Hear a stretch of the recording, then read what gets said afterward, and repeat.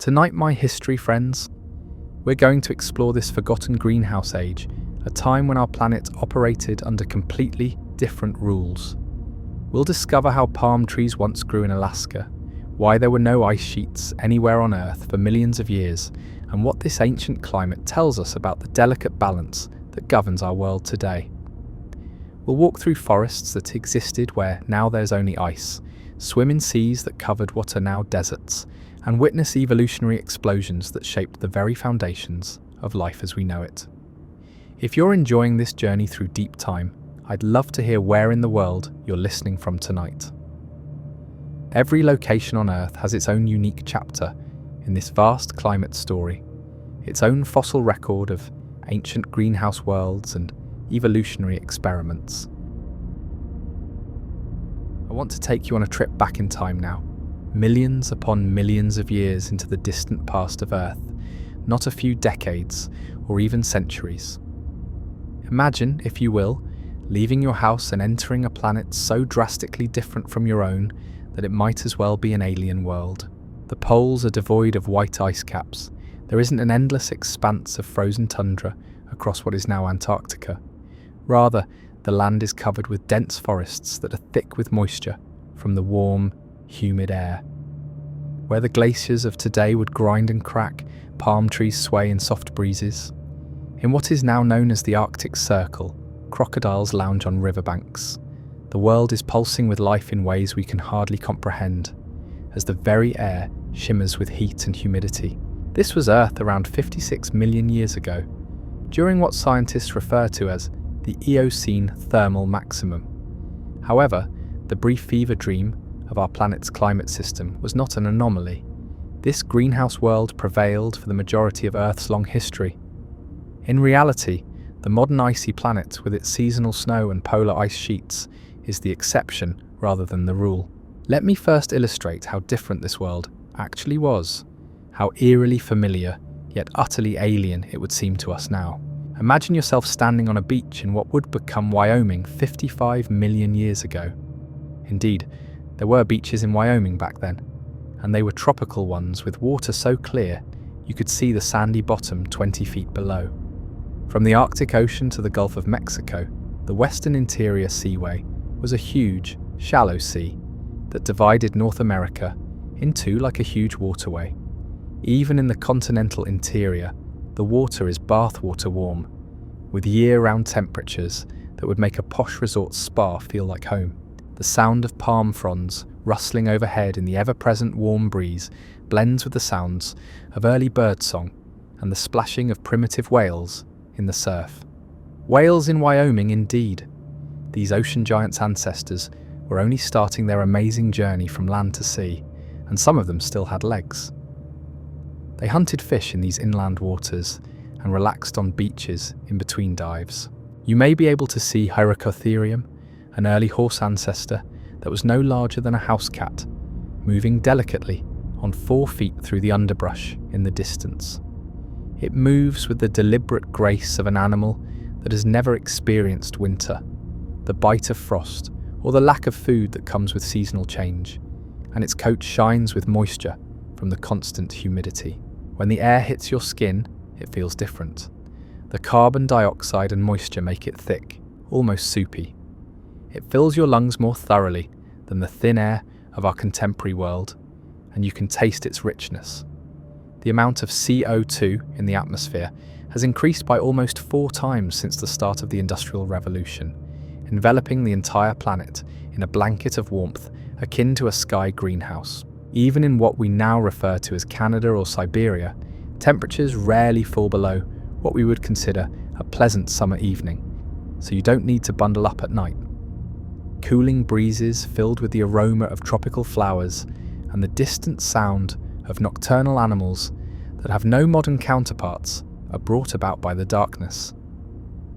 Strange insects flutter through the humid air, their wings catching more starlight than our modern, cleaner, thinner atmosphere can see. This world, known to scientists as the Paleocene-Eocene thermal maximum, or PETM, is arguably the most striking illustration of Earth's greenhouse state in the geological record. However, we must go back even further, to the beginning of Earth's climate system's protracted dance between icehouse and greenhouse conditions, in order to comprehend how we got there and how our planet could change so drastically. The story starts around 540 million years ago, at the beginning of the period of visible life known to geologists as the Phanerozoic Eon. This signifies the emergence of sophisticated life forms, as well as the start of our in-depth knowledge of Earth's climate history. The geological record becomes hazy before this point, akin to reading a book with most of the pages torn out. However, we can read the Earth's climate story more clearly from 540 million years ago onward. Earth was in what is sometimes referred to as a permanent greenhouse state for the first few hundred million years of this eon. No ice sheets, not even tiny mountain glaciers, existed anywhere on Earth. Large tracts of what is now considered dry land were submerged by sea levels hundreds of feet higher than they are now. Palm trees grew in Greenland, and crocodiles swam in Arctic seas because the temperatures were so warm that tropical conditions spread nearly to the poles. It wasn't because the sun was hotter back then. The sun was actually a little colder back then, burning through its nuclear fuel more slowly, according to stellar physics. The Earth's atmosphere, which had far more carbon dioxide than it does now, was the only source of the warmth. More intense and widespread volcanic activity was releasing greenhouse gases into the atmosphere on a constant basis, akin to an incessant planetary heating system. The warming was caused in part by the way the continents were arranged. Shallow tropical seas covered a large portion of what is now land, and the majority of Earth's landmass was grouped close to the equator. With ocean currents flowing freely from equator to pole, these warm, shallow seas were extraordinarily effective at absorbing solar energy and redistributing it throughout the world.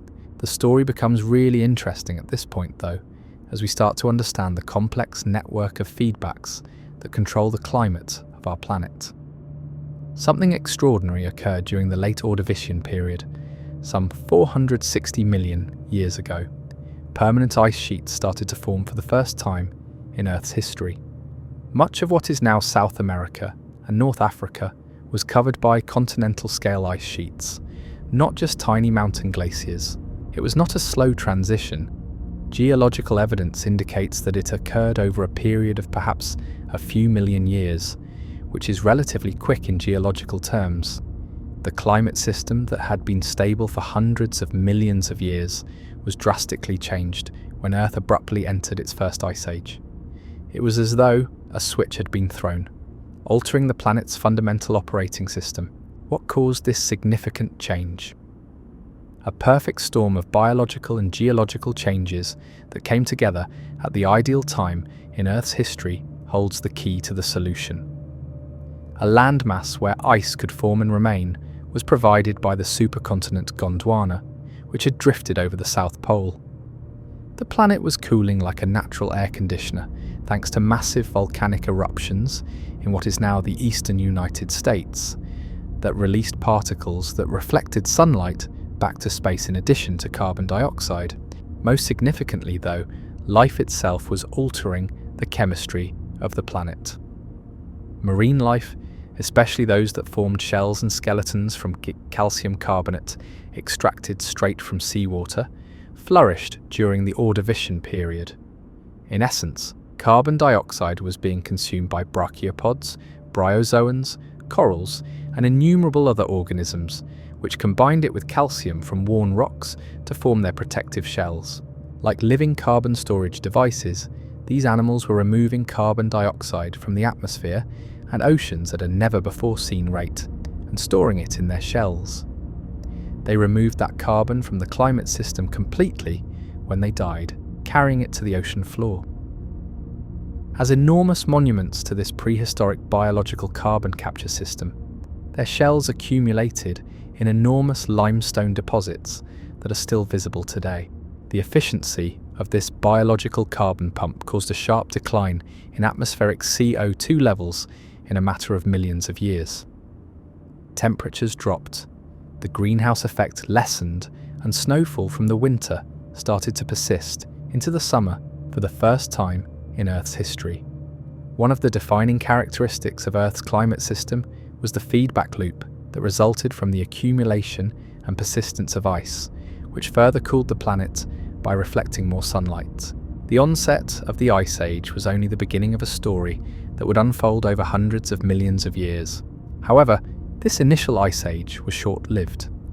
The ice sheets expanded and contracted over millions of years in reaction to minute variations in Earth's orbit around the Sun.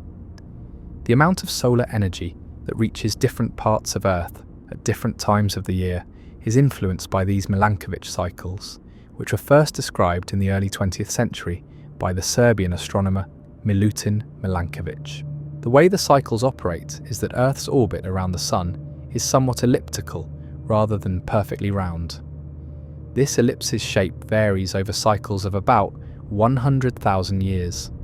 Every 26,000 years, the Earth's axis of rotation completes a full wobble resembling a spinning top.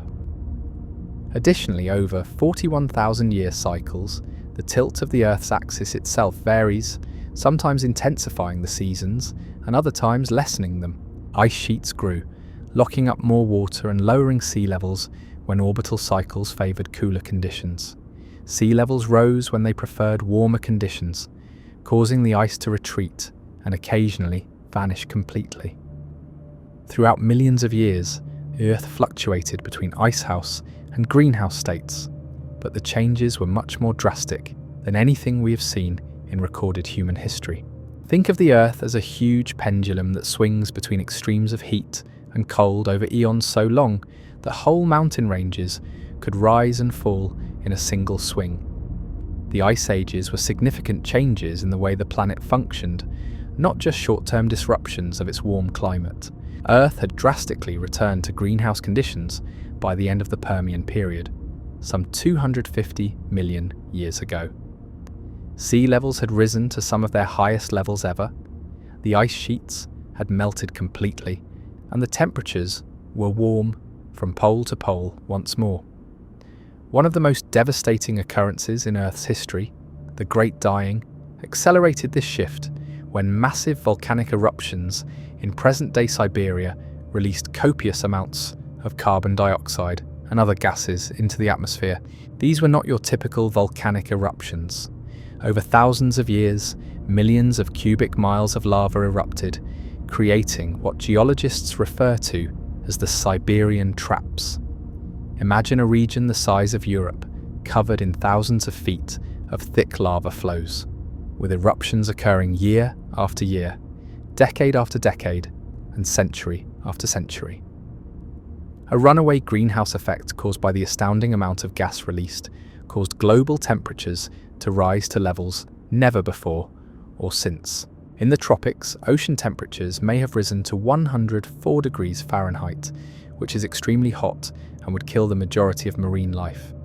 Large volumes of CO2 were absorbed by the oceans, turning them acidic, breaking down marine organisms' shells and causing an ecological collapse.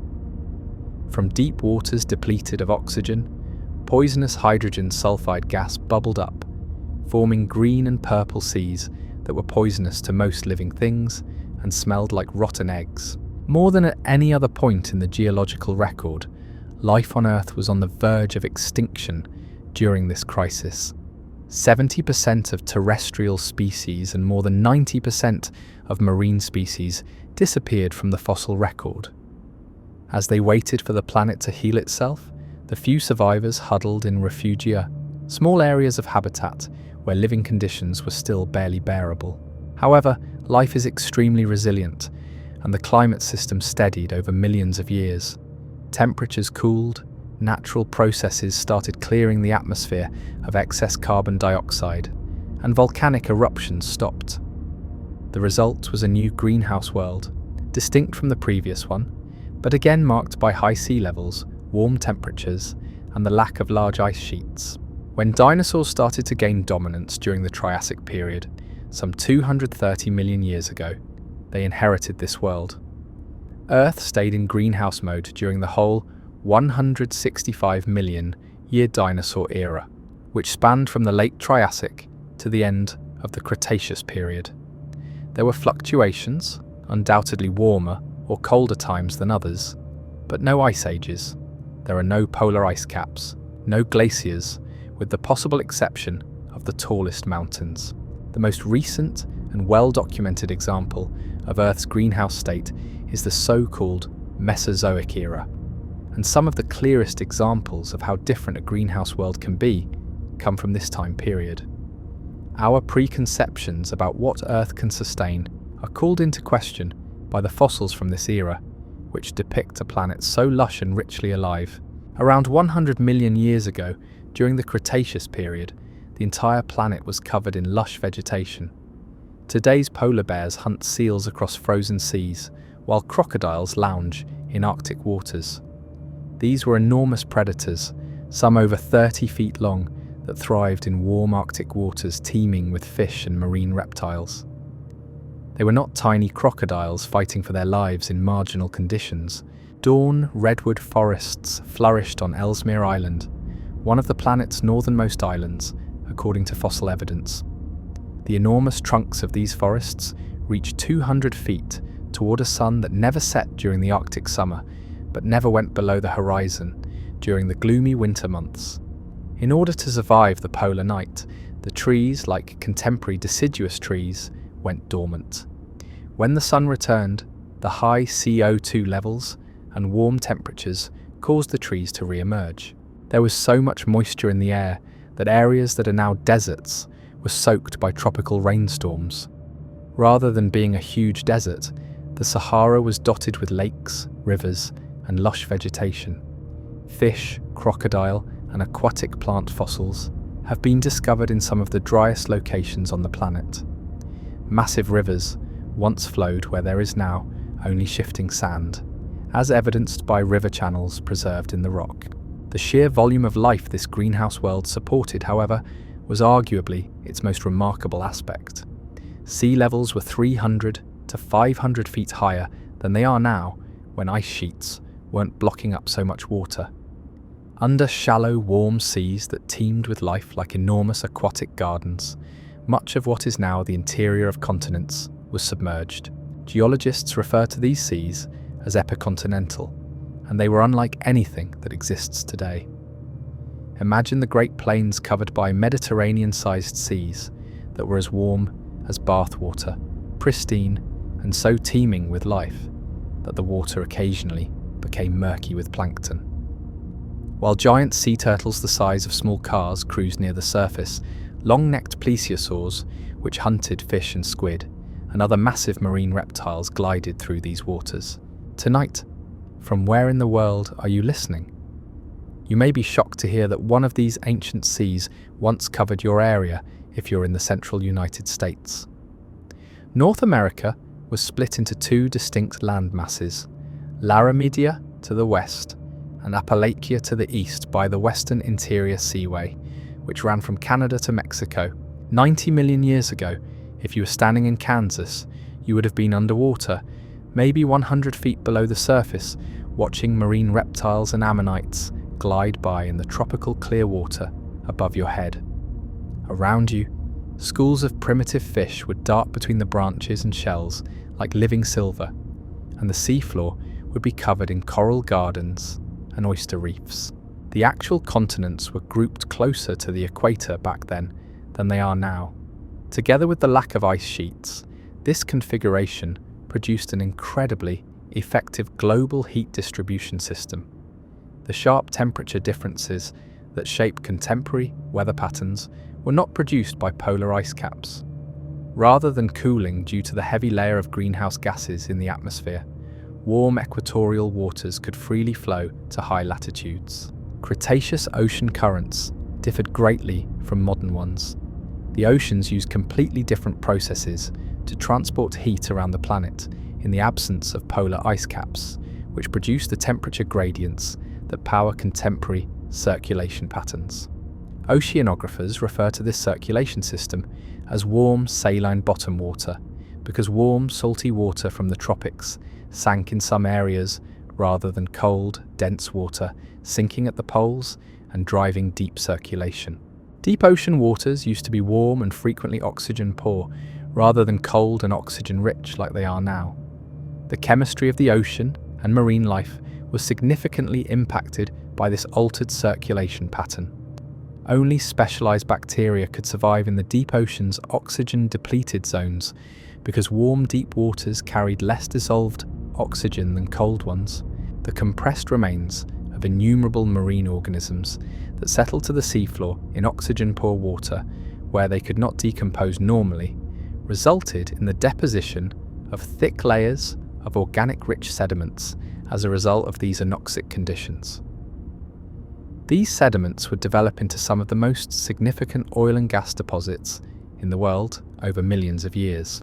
We still rely on the biological productivity of the Earth's greenhouse ages in a very real way.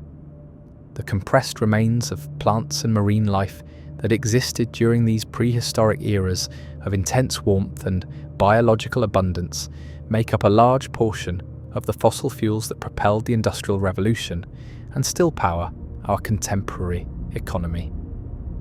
The energy of ancient sunlight, which was captured by plants and plankton during Earth's greenhouse past, is contained in every gallon of gasoline, cubic foot of natural gas, and lump of coal. However, the world of greenhouses wasn't always safe. Life was impossible in some environments due to the same processes that made it extraordinarily abundant in others. Huge volumes of moisture were trapped in the thick atmosphere that kept the polar regions warm, resulting in rainfall patterns that are very different from what we see today. Month-long monsoons could cover large swaths of land with warm rainstorms that would be like a mild shower compared to today's tropical storms. The stark contrasts in sea and land temperatures were the primary cause of these super monsoons. Massive low-pressure systems were formed when the continental interiors heated to unusually high temperatures during the summer, drawing humid air from the warm oceans inland. As a result, rainfall in some areas was measured in feet per month rather than inches per year. On the other hand, severe heat waves that lasted for decades could be produced by the heightened greenhouse effect. Temperatures in some continental interiors frequently surpassed 120 degrees Fahrenheit, resulting in enormous deserts that were even more severe than those we see today. The only places where life survived in these areas were oases that were nourished by subterranean water or by the occasional river. Because of the different continental arrangements and the different dynamics of a warmer planet, volcanic activity was frequently more intense during greenhouse periods than it is today.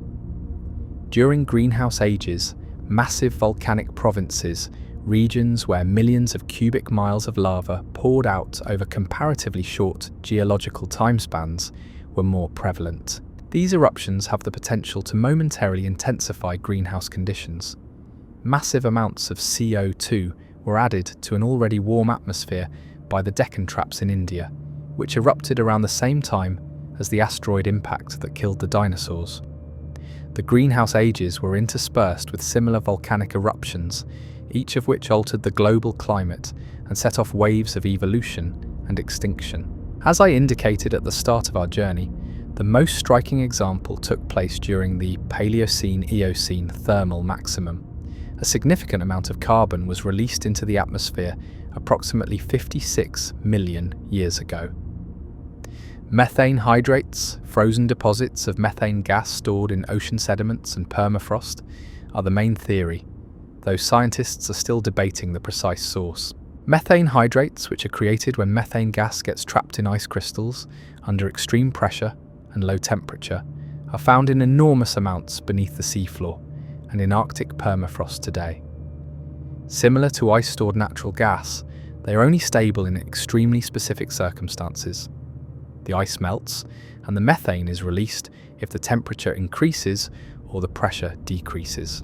Something caused these hydrate deposits to become severely destabilized during the PETM. The ocean floor may have been heated by volcanic activity, a slow warming trend that reached a tipping point, or even an asteroid impact, though there is insufficient evidence to support the latter theory. Whatever the reason, massive volumes of methane escaped from melting permafrost and bubbled up from the ocean floor. Methane traps heat about 25 times more efficiently than carbon dioxide, making it an even more powerful greenhouse gas. Due to the feedback loop it produced, global temperatures quickly rose to levels not seen since the end Permian mass extinction 200 million years ago. More methane hydrates destabilized as temperatures increased, releasing more methane, which in turn led to more warming and more hydrate destabilization. Despite being a brief period of geological time, roughly 200,000 years, the PETM had profound effects that were unimaginable. The already warm baseline conditions were exceeded by 9 to 14 degrees Fahrenheit. When you consider that the climate today differed by only about 11 degrees Fahrenheit from the last ice age, this doesn't seem like much. In Alaska and northern Canada, palm trees flourished, their fronds rustling in the warm Arctic winds. Crocodiles never experienced the touch of ice while swimming in Arctic waters that remained consistently above 70 degrees Fahrenheit. Thousands of miles from the equator, the Arctic Ocean supported tropical marine life like a giant warm bathtub. However, extreme heat was not the only aspect of the PETM. There was also a lot of precipitation during that time. Rainfall events that would dwarf contemporary hurricanes could result from the warmer atmosphere's ability to hold far more moisture. According to fossil evidence, some areas saw what can only be called permanent storms, with daily rainfall measured in feet as opposed to inches annually. Even more astounding is the fact that evolutionary innovation flourished in this harsh greenhouse environment. Many groups of modern mammals, such as early primates, horses and whales, first appeared during the PETM. High atmospheric CO2 levels and warm, humid weather made it perfect for plants to grow, which served as the foundation for food webs that sustained previously unheard-of diversity. Small animals with grasping hands and forward-facing eyes, early primates first appeared in the warm forests of North America and Europe. They were well suited to living in the dense canopies of PETM forests. These were recognizable primates, our own ancestors making their first tentative moves toward intelligence, though they weren't yet the well-known lemurs and monkeys we know today. Although they were very different from modern horses, the ancestors of modern horses also made an appearance during the PETM. Hyracotherium, also known as the dawn horse, had 3 toes on its back and 4 on its front feet, making it about the size of a small dog. It consumed the soft leaves and fruits that were plentiful in the greenhouse world while living in the warm forests of the northern hemisphere. More dramatically, the evolution of the first whales occurred during the PETM. Despite still being 4-legged land mammals, these early cetaceans were starting their amazing transition to ocean life. One of the first whales ever discovered, Pachycetus, resembled a wolf more than a whale, but it had already acquired the unique skull characteristics that would enable its offspring to grow into the modern-day ocean giants. The PETM's warm, shallow waters were ideal for these evolutionary tests. Temperatures were steady, food was plentiful, and the high sea levels produced enormous tracts of habitat that are no longer there. The planet appeared to have transformed into an enormous evolutionary laboratory where novel life forms were being tested in previously unheard-of abundance. However, the PETM also reveals an important aspect of Earth's climate system that scientists are just now starting to understand. The planet didn't experience a runaway greenhouse effect like Venus did, despite the harsh conditions, the enormous release of greenhouse gases and the sharp increase in temperatures. Rather, natural feedback processes took over, progressively eliminating excess carbon from the atmosphere and lowering temperatures to more manageable levels. Although it took hundreds of thousands of years for these feedback mechanisms to fully restore equilibrium, they were remarkably effective despite being slow by human standards. Because they thrived in the high CO2 environment, plants and algae extracted carbon from the atmosphere at previously unheard of rates through photosynthesis.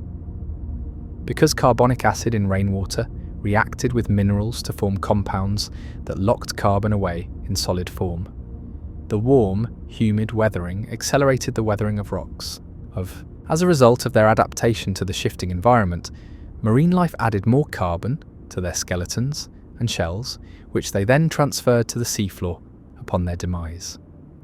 Massive plankton blooms that functioned as biological carbon pumps, removing CO2 from the atmosphere and burying it in ocean sediments, were sustained by the warm seas.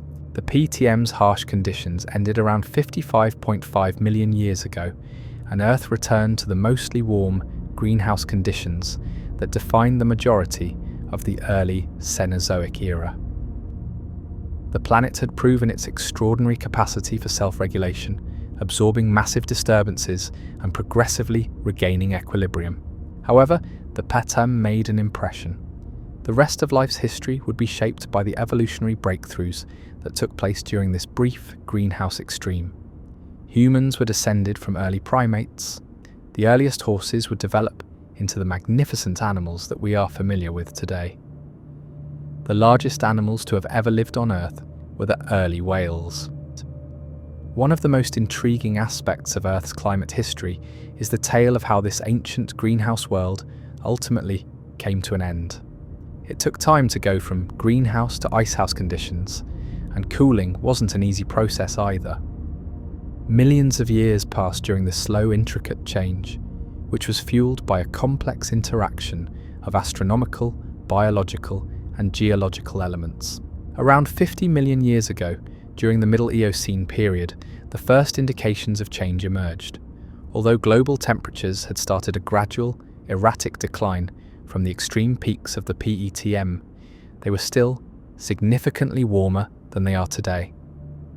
There were still no Antarctic ice sheets, but for the first time in tens of millions of years, seasonal frost was starting to show up in some high latitude areas.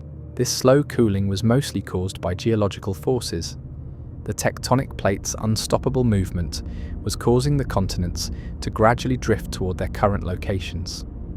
The pieces of the long-defunct supercontinent Pangaea were gradually forming the current configuration. The global climate and ocean circulation were significantly impacted by this continental drift. Ocean currents' paths were altered by the movement of continents. As mountain ranges rose and fell, precipitation and wind patterns changed.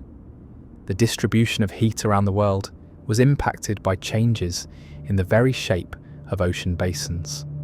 It resembled gradually reorganizing a planetary heating system's plumbing. Two significant geological occurrences, approximately 35 million years ago, prepared the way for the end of the greenhouse age. Initially, Antarctica became isolated at the South Pole as Australia drifted northward and split off from Antarctica. The circumpolar current, a huge ocean current that circles Antarctica and isolates it from warmer waters to the north, was made possible by this separation. Second, this thermal isolation was completed with the opening of the Drake Passage between Antarctica and South America. Cut off from the warm tropical currents that had kept Antarctica free of ice during the greenhouse age, the region was encircled by cold water for the first time in millions of years. Antarctica started to cool as warm tropical waters could no longer reach the continent. Winter snowfall in the Antarctic started to last into the summer. At first, there were only snow patches on the highest peaks, so this wasn't very dramatic, but it signaled the start of a significant shift in the Earth's climate system. This snow turned to ice over thousands of years, and Antarctica saw the formation of its first permanent ice sheets in almost 200 million years. As the cooling continued, the ice gradually expanded from its initial small size, restricted to high plateaus and mountain valleys. A significant change in the Earth's climate system was signaled by the formation of Antarctic ice sheets. Compared to rock or vegetation, ice reflects sunlight far more efficiently, returning solar energy to space rather than absorbing it. The cooling feedback produced by the expanding ice sheets sped up their own growth. The planet grew colder and more ice could form as a result of the increased reflection of sunlight. One of the most significant findings in climate science was this ice albedo feedback. It clarified how minor adjustments to the Earth's energy balance could have a significant impact on the climate. Global climate change and continental-scale ice sheets could eventually result from a small cooling that permitted ice to form in a few mountain valleys. Huge volumes of water were also trapped by the ice, which caused sea levels to drop globally and expose large swaths of continental shelf that had been submerged during the greenhouse age. The new land's exposure altered ocean chemistry and weathering patterns, generating more feedback that strengthened the cooling trend. However, the changeover wasn't gradual or easy. Earth's climate system went through a number of dramatic oscillations as it transitioned from greenhouse to icehouse conditions, according to the geological record. In just a few thousand years, sea levels rose by hundreds of feet as temperatures briefly reversed back to near greenhouse levels, melting a large portion of the newly formed Antarctic ice. The intricacy of Earth's climate system and the numerous feedback loops that control its behaviour are reflected in these oscillations. The planet cooled even more as ice sheets expanded because they reflected more sunlight. However, their size also made them more brittle, making them susceptible to collapsing in the event of even a slight increase in temperature. The system was poised between several stable states. The last significant greenhouse episode occurred on Earth during the Middle Miocene, some 15 million years ago. Global temperatures increased to levels not seen since the Eocene during this Middle Miocene climate optimum. Sea levels increased by more than 100 feet, ice sheets drastically receded, and for a brief geological period, it appeared as though the greenhouse world might return. At least along its borders, Antarctica's forests have returned. Waters that had been frozen for millions of years were once again home to crocodiles. Temperatures in the Arctic increased to a point where temperate forests could thrive. It served as a reminder that the Ice Age was still young and might be reversible, and it was similar to a sneak peek at what Earth had been like during its greenhouse past. However, this turned out to be the final blow of the greenhouse era on Earth. The cooling trend had returned with even more vigour by 10 million years ago. Antarctica's permanent ice sheets were now irreversibly formed, and the ice ages that would dominate the planet's climate for the next few million years were set in motion. Around 3 million years ago, ice sheets started to form in the northern hemisphere for the first time since the Ordovician, marking the last transition to full icehouse conditions. Another significant geological shift that caused this was the rise of the Panamanian Isthmus, which connected North and South America and drastically changed the global ocean circulation. Warm tropical waters could freely move between the Atlantic and Pacific Oceans prior to the isthmus's formation, dispersing heat globally and halting the formation of ice in the Arctic. This circulation was stopped when the land bridge was finished. The current circulation pattern was formed when the warm Gulf Stream was diverted northward into the North Atlantic, where it cooled and sank. It was similar to shutting off a valve in the Earth's circulation system when the Panama Isthmus formed. The Arctic Ocean was suddenly far more cut off from tropical heat sources. Winter saw the beginning of sea ice formation, which continued into the summer. The first ice sheets in the northern hemisphere since the Paleozoic were formed when this sea ice thickened and spread out onto land over thousands of years. Since then, Earth has been trapped in an ice age that is still going strong today. In reality, what we refer to as interglacial periods, such as the one we are currently experiencing, are merely short warm spells that occur in between much longer glacial periods. In stark contrast to the greenhouse conditions that dominated our planet's history, for the majority of its history, the Pleistocene ice ages of the last 2.6 million years represent Earth's current icehouse mode. The same Milankovitch cycles that had shaped the climate throughout Earth's history propelled the ice ages themselves, but they did so in a system that was favoured for the formation of ice. Massive ice sheet growth or retreat could now be caused by tiny changes in solar radiation that would have been negligible during the greenhouse era. Ice sheets stretched well south of their current boundaries during glacial times. Ice that was thousands of feet thick covered a large portion of northern North America. Parts of Asia and northern Europe were covered by similar ice sheets. Sea levels fell by more than 400 feet as a result of the enormous amount of water trapped in ice, exposing large swathes of continental shelf and forming land bridges between continents. The environment in which early humans evolved was produced by these glacial cycles.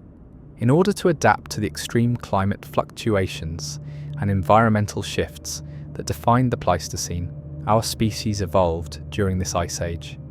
The physical environment and the evolutionary forces that gave rise to human intelligence and culture were both influenced by the ice ages.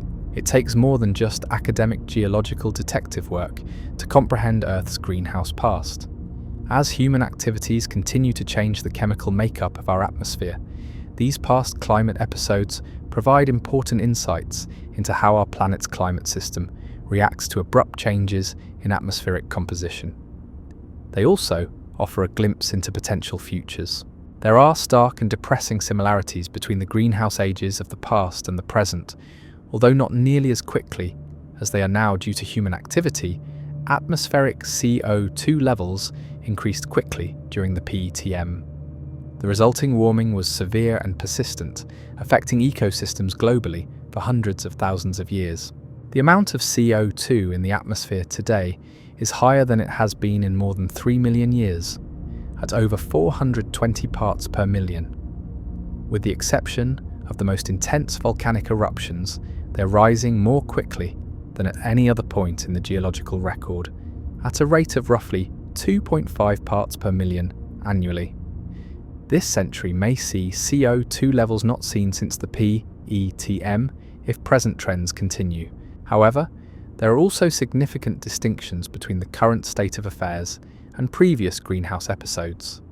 Because the PETM took place over hundreds of thousands of years, life had plenty of time to adjust and move in response to shifting environmental conditions.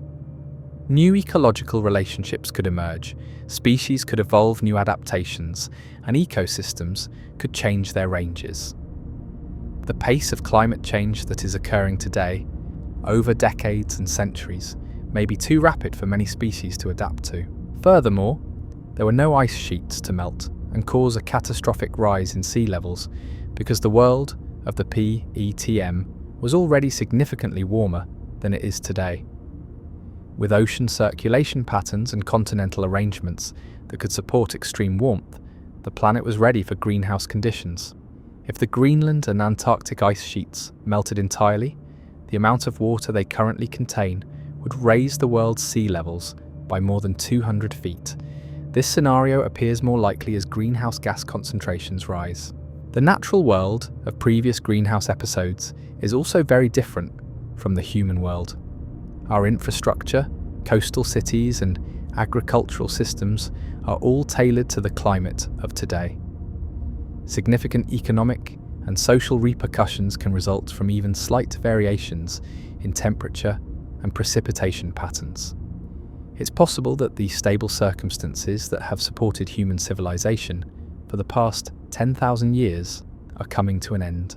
The remarkable strength of feedback loops in the Earth's climate system is another thing that the greenhouse ages serve as a reminder of.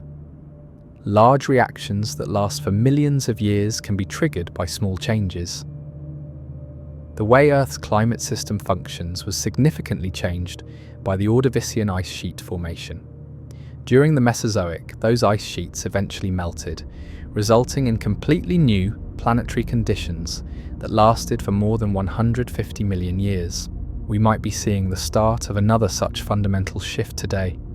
An already unstable climate system is the backdrop for the sharp increase in atmospheric greenhouse gas concentrations brought on by human activity. Our current icehouse world is being defined by ice sheets that are rapidly retreating, and atmospheric CO2 levels are getting close to levels not seen since the Pliocene, more than 3 million years ago. Regardless of the steps we take to cut emissions in the ensuing decades, some scientists contend that we may already be headed toward a return to greenhouse conditions. Just as the changes that ended the greenhouse age 35 million years ago took millions of years to fully manifest, the climate system is accelerating, and changes initiated today could continue to unfold for centuries or millennia. The West Antarctic ice sheet is located mostly below sea level and seems to be essentially unstable in a warming world. It contains enough water to raise global sea levels by roughly 12 feet.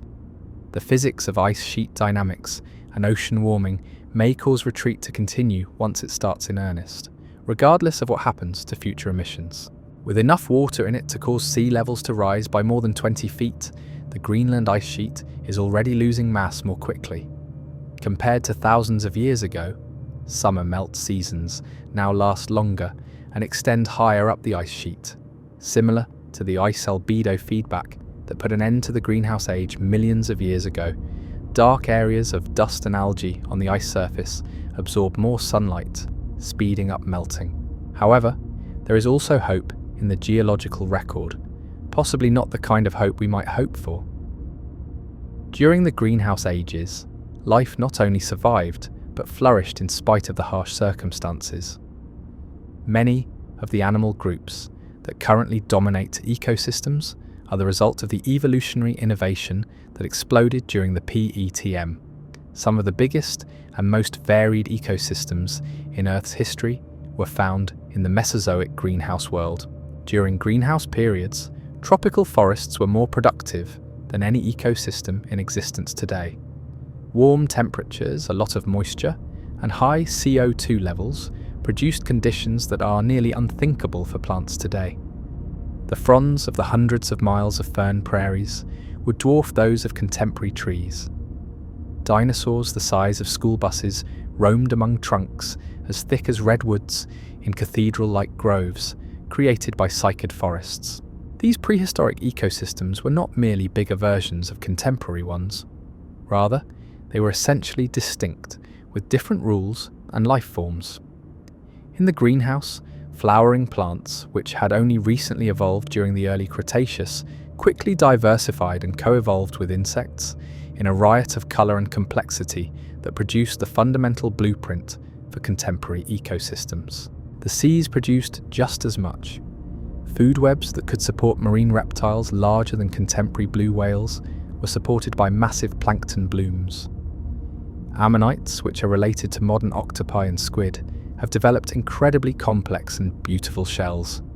Their spiral chambers are precisely designed to regulate buoyancy in the warm, crowded seas of the greenhouse world. This does not imply that human civilization would be unaffected by a return to greenhouse conditions. Our contemporary way of life is supported by infrastructure, coastal cities, and agricultural systems that have all been adjusted to the current climate. Current patterns of precipitation and temperature have left the cornfields and wheat belts that feed billions of people where they are. Coastal regions that are home to hundreds of millions of people would be submerged by rising sea levels. However, it does imply that, given enough time, life on Earth could adapt to drastically different climatic conditions. Humanity's task is to navigate the shift in a way that reduces suffering and protects as much of the natural environment as possible. Perspective on the actual scope of climate variability is also provided by knowledge of Earth's greenhouse past. The extreme heat of the PETM, or the end Permian greenhouse, is nothing compared to the warm periods we fear today. Even though Earth's climate has changed significantly more than what is anticipated to happen in the ensuing centuries, life has continued and eventually flourished. Life managed to adapt and survive during the most severe greenhouse episodes, when global temperatures were 20 to 30 degrees Fahrenheit higher than they are now. Plants that have adapted to the desert have developed defenses against intense heat and drought. Marine life evolved adaptations to survive in waters with low oxygen content and acidity. In order to stay active, even during the hottest times, mammals developed cooling systems. Like evolutionary recollections of prehistoric greenhouse worlds, some of these adaptations are still present in the genetic makeup of contemporary organisms. The instructions for surviving extreme heat and water stress are encoded in the DNA of desert plants, such as succulents and cacti. The warm, oxygen-poor conditions that once defined much of the ocean during greenhouse periods are still ideal for deep-sea organisms.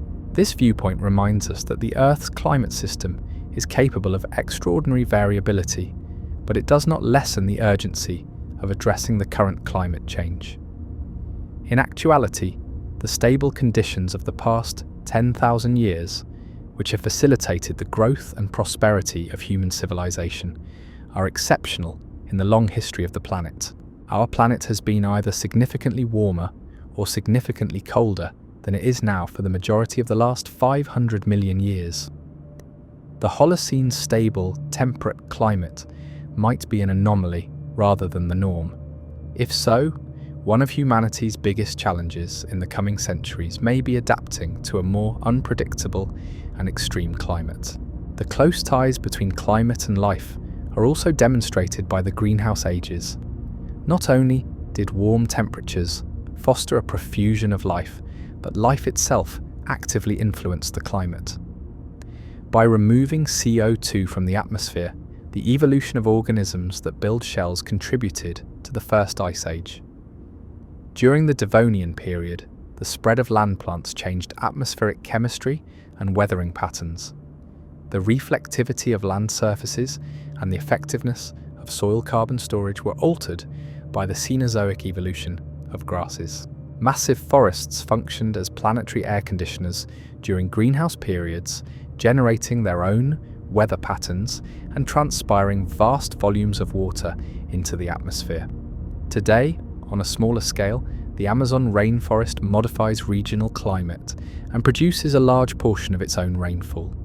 This was accomplished on a continental scale by ancient greenhouse forests, which produced extensive precipitation systems that could cover whole continents. Compared to today, coral reefs were bigger and more varied during greenhouse periods. Despite its impressive size, some of the reef systems that existed during the Cretaceous period dwarf the Great Barrier Reef. By storing massive amounts of carbon in limestone and serving as habitat for ecosystems that affected ocean chemistry globally. These ancient reefs did more than just react to the climate. They also contributed to its creation. Although humans are now the primary biological force influencing Earth's climate, the systems and feedback loops in which we operate have been in place for millions of years. These ancient systems will be affected by our decisions about energy use, land management, and ecosystem conservation in ways that we are only now starting to comprehend.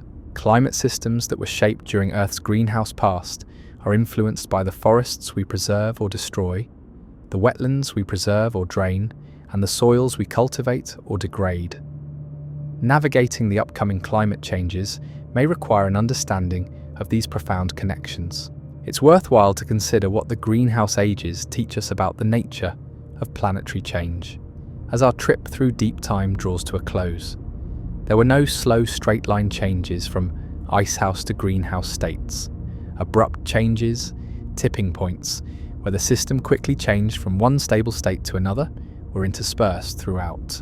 Once certain thresholds were crossed during the Ordovician, the first ice sheets formed rather quickly. Over a geological instant of only a few thousand years, the PETM experienced extreme warming.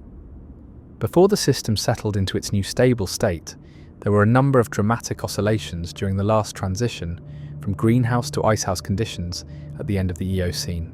These trends imply that the Earth's climate system has favoured modes of operation, such as greenhouse and icehouse states, which, once established, can last for millions of years. The system as a whole reorganises itself around new conditions during the relatively short but dramatic transitions between these states. These transitions frequently entail crossing critical thresholds, as the geological record demonstrates. Ice sheets first formed during the Ordovician, when atmospheric CO2 levels dropped below a specific threshold. During the PETM, ocean sediments released enormous amounts of methane when they rose above a certain level. These were quick transitions between states rather than gradual processes. According to this interpretation, we might be living through one of these transitional periods right now, when the icehouse conditions of the previous 35 million years give way to a return to greenhouse conditions that were more prevalent for the majority of Earth's history. It's possible that human activity's quick increase in atmospheric CO2 levels has already caused the climate system to surpass some crucial thresholds. We may have entered a zone of climate transition based on the melting of Arctic sea ice, the retreat of mountain glaciers, and the increasingly erratic behaviour of major ice sheets. Even if human emissions were to completely cease, these processes might become self-reinforcing once they acquire sufficient momentum. Although these changes may seem dramatic to humans, the geological record indicates that they are typical aspects of the Earth's climate system over extended periods of time. Our species' challenge is to learn how to move through such a shift with awareness and purpose, using our understanding of these systems functioning to inform our future decisions. No other life form has had the advantages we do. Changes in the climate are observable and quantifiable. We are able to project future changes and model the behaviour of the climate system. We have the option to lower our emissions and modify our societies to accommodate the changing environment. The geological record contains lessons that we can use to address today's problems. However, we also confront previously unheard of difficulties. Life may not be able to adjust to the current rate of climate change. Human activity has a huge impact on the planet, influencing all ecosystems and climate processes. We are more susceptible to disruptions than previous life forms because of the complexity of modern civilization. The tale of Earth's lost greenhouse age is ultimately one of the resilience of life in the face of drastic environmental change.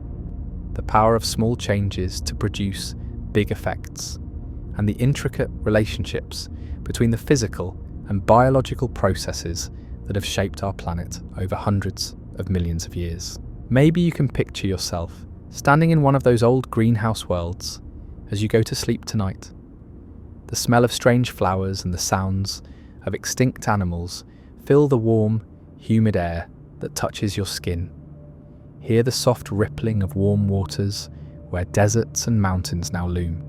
Observe the forests that extended uninterrupted from the equator to the poles as the sun sets. Imagine the great dinosaurs ambling through fern prairies, their footsteps reverberating through a landscape teeming with life. Imagine our own distant ancestors, the early mammals, scuttling through the underbrush of forests so productive and lush that they sustained ecosystems of unfathomable diversity. These are not science fiction or fantasy. The chemistry of old sediments, the forms of long-extinct leaves, and the writings of rock and fossils are all reminders of our planet. Ancient seafloor fragments can be found on every mountain. The compressed remains of creatures that once roamed warm greenhouse seas are preserved in every piece of limestone. The carbon of old forests that grew under CO2-heavy skies is preserved in every lump of coal. Our planet is not as fragile as we sometimes think, as the greenhouse ages serve as a reminder. It is resilient, dynamic, and able to undergo remarkable transformation. The greenhouse worlds that dominated most of Earth's history were produced by the same processes that produced the ice ages that we are familiar with. As our planet reacts to the swift changes we're causing, the same forces that put an end to those greenhouse ages might be at work once more. However, the resilience of Earth functions over millions of years on geological timescales. Over many generations, the adaptations that made it possible for life to flourish in prehistoric greenhouse worlds were made. After severe greenhouse episodes, it took hundreds of thousands of years for the natural processes to stabilize the climate. One of the most climatically stable eras in Earth's history coincided with the development of human civilization. Compared to the sharp fluctuations that marked the majority of the geological past, there has been a strikingly small change in sea level and global temperature over the last 10,000 years. We were able to build cities, advance agriculture, and establish the intricate societies that characterize our contemporary world because of this stability. Maintaining civilization while the basic parameters of our environment change around us is a challenge, as we may move from our current icehouse world towards something more akin to Earth's greenhouse past.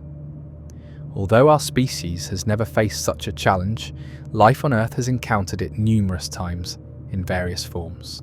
There are cautions and hope in the geological record. It serves as a warning that climate systems are subject to abrupt and significant changes, sometimes lasting for millions of years. It demonstrates that although life is incredibly adaptive, this adaptability frequently results in mass extinction and a fundamental restructuring of ecosystems. By showing that even the most drastic climate changes are ultimately transient, it also gives hope. Eventually, the end Permian greenhouse that had been out of control stabilized. Eventually, the intense heat of the PETM subsided. Although the timescales involved may be much longer than those of human civilization, the planet has the capacity to self-regulate over the long term. Most significantly, the greenhouse ages serve as a reminder that we are a part of something much bigger than ourselves. Ancient forests and seas that flourished under greenhouse skies once contained the carbon that we are releasing by burning fossil fuels. Although we have significantly accelerated their pace, the natural cycles that underlie the climate changes we are causing have been going on for hundreds of millions of years. Although it gives us perspective on the scope and importance of the changes we're seeing, knowing our place in this big picture does not lessen our obligation to behave responsibly. Not only are we witnessing climate change, but we are also taking part in one of the most significant shifts in Earth's climate history, on par with the end of the greenhouse age 35 million years ago or the start of the ice ages 460 million years ago. We learn from the greenhouse ages that these shifts are periods of both opportunity and crisis. In addition to upending established systems and endangering long-standing lifestyles, they also foster innovation and adaptation, which have the potential to change the course of life on Earth. A world freed from dinosaur domination was left to the mammals who survived the end Cretaceous extinction. Human intelligence eventually evolved from the early primates that evolved during the PETM. Innumerable species evolved thanks to the new ecosystems that the grasses that proliferated during the cooling that followed the greenhouse ages produced. Given the current climate transition, what new opportunities might arise? What innovations and adaptations might result from the difficulties we confront? As our planet adapts to its changing environment, what new life and civilizational forms might emerge? Although there are no simple answers to these questions, they serve as a reminder that we are living in a critical juncture in Earth's history. For centuries or even millennia to come, the decisions we make in the upcoming decades will shape the course of climate change. We have the chance to actively participate in this significant shift and steer it in the direction of solutions that benefit both the natural world and human civilization. Rest well and dream of a world so different from our own that it could as well be a different planet, of old forests beneath warm polar skies, of seas that glittered where glaciers now grind. The memory of greenhouse ages past and possibly the seeds of greenhouse ages to come are still present in the rocks and ice of the same Earth that we call home. Written in the patient language of stone and sky, water and ice, the story goes on as it has for hundreds of millions of years. We are merely the most recent characters in this enormous story, endowed with the special capacity to read the narrative and possibly shape the events of the following chapters. Buried deep in the geological record, the greenhouse ages may be forgotten by most, but their lessons are still important today.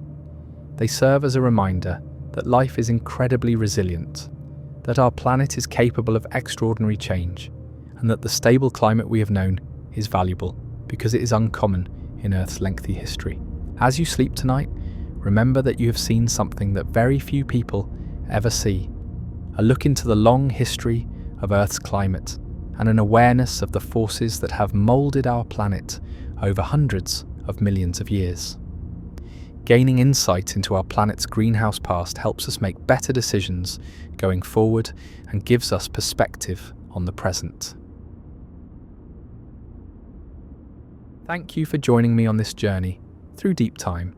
Whether you're listening from a bustling city or a quiet countryside, from the edge of the ocean or the heart of a continent, you're part of this continuing story of Earth's climate, a thread in the vast tapestry of planetary history that stretches back through greenhouse ages to the very beginning of our remarkable world. Sweet dreams. And may you dream of the ancient wonders of Earth and the possibilities of the future while you sleep. If you will, picture yourself going outside on a clear night and gazing up at the stars. The crisp promise of changing seasons or the aroma of evening flowers is carried by the soft breeze as it brushes against your face. It's a delicate dance between our planet and the forces around us, the product of billions of years of cosmic choreography. However, something else is at work, something strong but unseen that envelops our world like a mystical hug. We're going to investigate what our world might have looked like if this silent guardian had never been created. This is Earth's magnetic field. Every facet of life, as we know it, is touched by this tale, which starts deep within the molten core of our planet and extends all the way to the very edge of space. We must first comprehend what we have in order to comprehend what we may have lost. Imagine Earth as a dynamic, living system, rather than the solid, immobile sphere we typically think of. The outer core of our planet, a churning sea of liquid iron and nickel heated to temperatures comparable to the sun's surface, is located nearly 3,000 kilometers below the surface of your feet. This is not the static, tranquil center you may have imagined from drawings as a child. Rather, it is a place of perpetual movement, where molten metal currents swirl and flow in patterns that would make the most intricate river system appear simple in comparison. These currents don't flow at random. They are propelled by the rotation of the planet, the heating and cooling of materials, and the same forces that propel our planet through space. Something amazing occurs as this liquid metal moves. Magnetic fields follow electric currents where they start to flow. It's the same idea that powers a basic electromagnet on a planetary scale. This process, which scientists refer to as the geodynamo, has been generating the magnetic cocoon that envelops our planet for billions of years. This process has incredibly beautiful mechanics. The liquid iron in the outer core is convecting, meaning that cooler material sinks and hotter material rises from deeper levels. Earth's rotation complicates this convection, causing what physicists refer to as the Coriolis effect.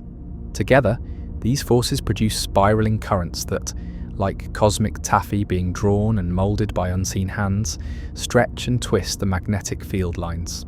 However, what if it hadn't? What if things had turned out differently in the early stages of Earth's formation? It's possible that the planet's composition was different when it formed, lacking the iron-rich core required to generate magnetic fields. Perhaps the delicate balance required for the geodynamo to establish itself had been upset by our early collision with the Mars-sized body that most likely formed our moon, which knocked our planet's rotation into a different pattern. The planet may have cooled too slowly or too quickly, obstructing the precise temperature gradients required for convection. Though there are many options, the outcome would have been the same: a world devoid of its magnetic shield. Let's take a trip back in time to the early days of our planet's history, billions of years ago. As the young world revolves through space, it receives the same warming light from our star, forms the same early atmosphere through volcanic outgassing, and goes through the same gradual cooling and material differentiation processes. However, something essential is absent. This alternate world is still vulnerable to the harsh realities of space, whereas our Earth has developed its protective magnetic envelope. A fictitious observer would not have noticed the difference right away. The planet would have resembled our own in those early eons, before life had taken root. The gases that would make up the first atmosphere, methane, ammonia, water vapor, and carbon dioxide, would have been ejected from volcanoes that dot the landscape. The first oceans would have formed as a result of comets and asteroids, bringing more water and organic materials. The primordial soup of possibility would have contained the essential components of life. However, there has always been a more violent side to our sun, that ostensibly kind source of warmth and light. The solar wind, a river of charged particles travelling at amazing speeds, is constantly streaming away from our star. These particles travel through space at speeds of up to 1,000,000 miles per hour. They are primarily protons and electrons that have been stripped from hydrogen atoms in the sun's corona. The solar wind is not consistent. It flows outward from our star like an unseen hurricane in streams and gusts, becoming weaker during quieter times and stronger during solar activity. Something lovely and protective occurs on Earth when these particles come into contact with our magnetic field. They are diverted, steered innocuously around our planet like water around a rock in a stream, or directed toward the polar regions, where they combine with our atmosphere to produce the auroras, which are dancing lights. The magnetosphere, a huge protective bubble that stretches tens of thousands of kilometers into space and far beyond our atmosphere, is created by the magnetic field. There would be no such defense or soft rerouting of these cosmic bullets on a world devoid of magnetism. Rather, the solar wind would directly impact the planet's atmosphere, atom by atom and molecule by molecule. Unlike wind blowing across a field, this is not a gentle process. High-energy particles have the power to literally disintegrate atmospheric gases or provide enough energy to launch them completely into space when they collide with them. This process, known as atmospheric stripping, would have persisted for billions of years, day in and day out. You may be wondering just how important this process is. After all, our atmosphere appears to be so large and substantial. You are taking in air from an ocean hundreds of kilometers above your head that contains about 5 quadrillion tons of gas. A few escaping molecules shouldn't be a big deal, right? However, when measured across geological epochs, the gradual becomes catastrophic, and time has a way of making the impossible seem inevitable. In contrast to Earth's thick layer of air, Mars, our neighbour, only has a thin layer of atmosphere today. According to available data, Mars' atmosphere used to be considerably thicker, possibly thick enough to sustain liquid water on its surface for extended periods of time. Water once flowed freely across the red planet's surface, according to ancient riverbeds etched into Martian rock.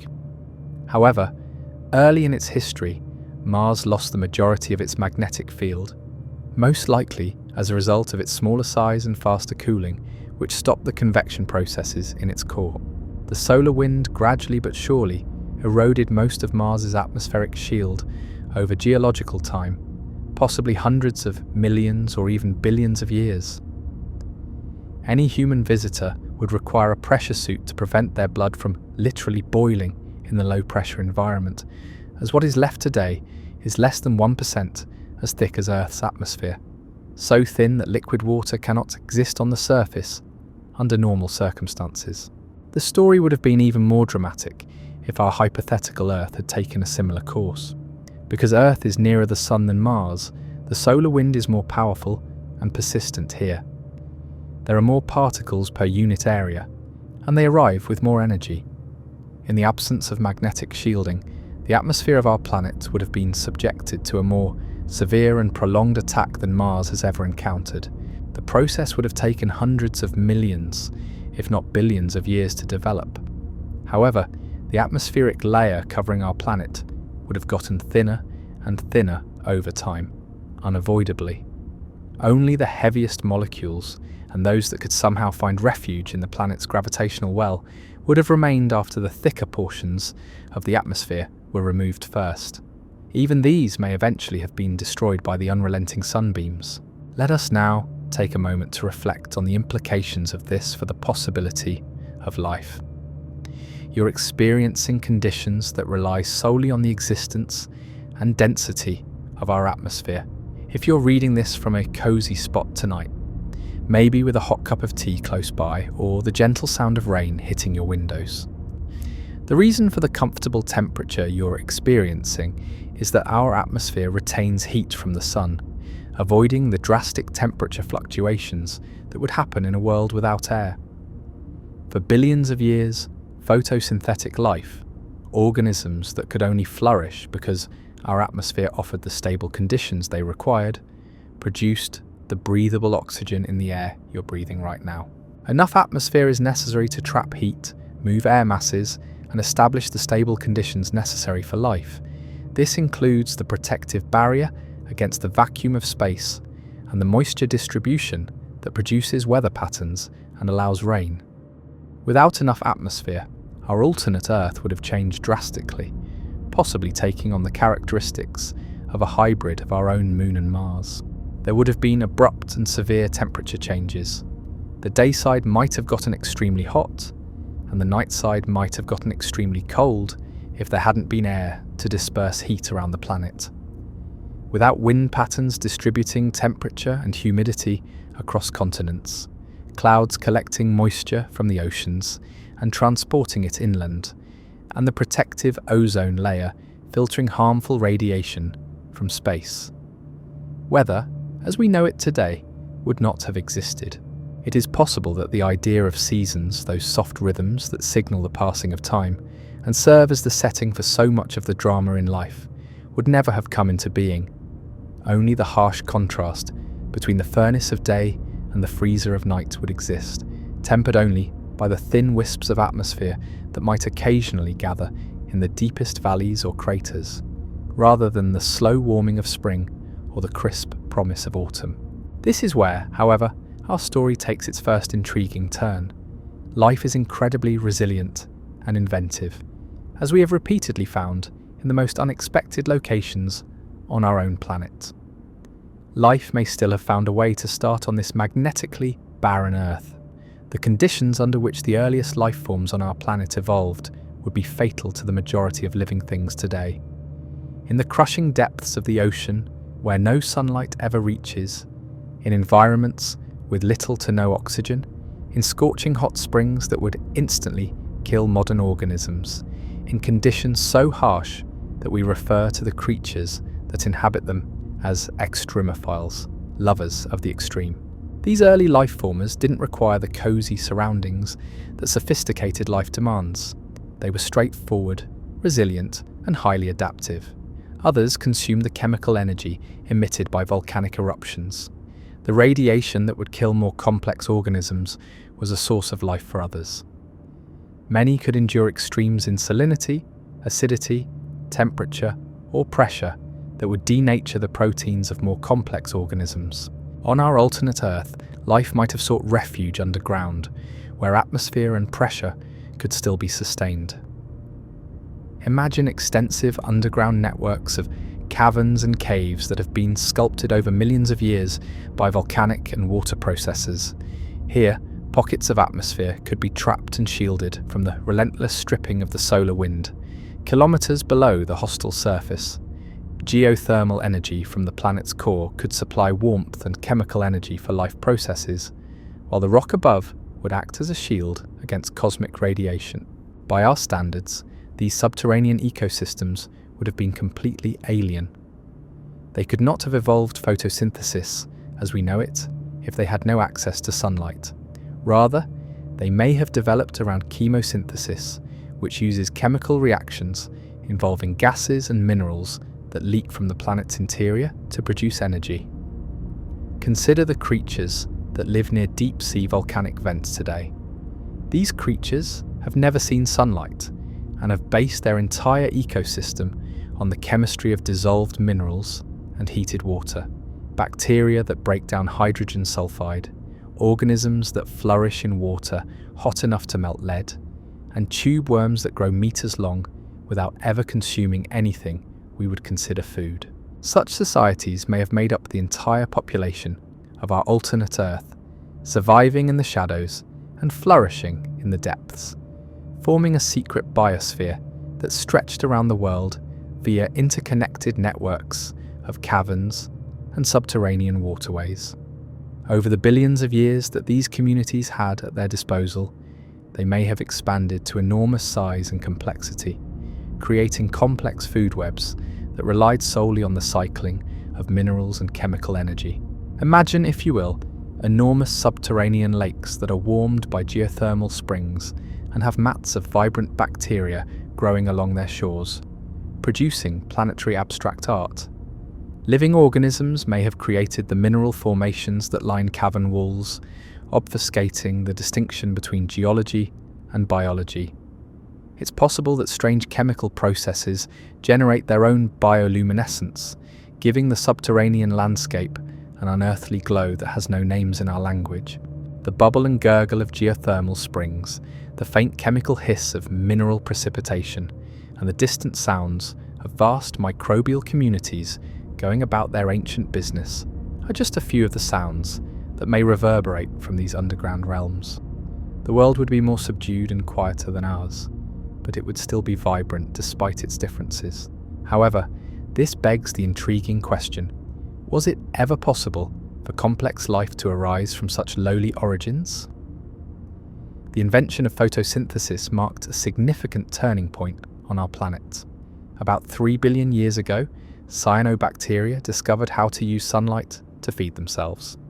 They also started releasing oxygen into the atmosphere, which drastically altered the chemistry of our planet and allowed for the emergence of more complex oxygen-breathing life.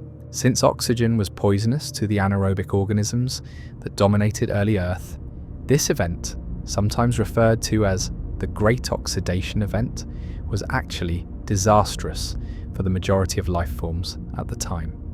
But compared to their anaerobic cousins, organisms that were able to adjust to the new oxygen-rich environment had access to a lot more energy. The energy budget required for complex, multicellular life is provided by oxygen-based metabolism, which is about 15 times more efficient than anaerobic processes. This photosynthetic revolution would never have happened, at least not globally, on a planet without a surface atmosphere. It's possible that tiny communities of life close to subterranean water sources have evolved strategies for making use of the scant light that seeps through crevices and cracks. However, it would not have been possible for the enormous, revolutionary explosion of oxygen production that changed our planet. This implies that our alternate world would have lasted far longer than the billion years or so it took for our planet to form, probably remaining in a state similar to Earth's earliest biological era, which was dominated by simple microorganisms. Multicellular life, complex cells with nuclei, and the explosion of diversity found in the fossil record on Earth could have all been forever postponed or never occurred. However, there is a certain beauty in envisioning these subterranean worlds evolving into complex entities of their own. Evolution might have followed more patient, subtle paths if photosynthesis hadn't given our planet its energy windfall. Even though they didn't resemble our familiar plants and animals, these microbial communities may have evolved forms of organization and cooperation over billions of years that we would consider complex. Imagine underground networks of microbial colonies that cover entire continents and communicate via chemical signals that pass through rock formations and groundwater. It's possible that these planetary organisms have evolved memory and learning systems, storing environmental information in the patterns of their chemical networks. By relocating resources and population centers in response to minute variations in temperature, pressure, and chemical composition that signal earthquakes or volcanic eruptions, they may have developed the capacity to anticipate and prepare for geological events. Let's now go back in time to our alternate Earth and investigate what might have transpired as the planet continued to undergo geological reshaping. More than just atmospheric retention and the emergence of life would have been impacted by the loss of our magnetic field. The relationship between our planet and space itself would have been drastically changed, with ripple effects that would have affected everything from the surface geology to the planet's rotation.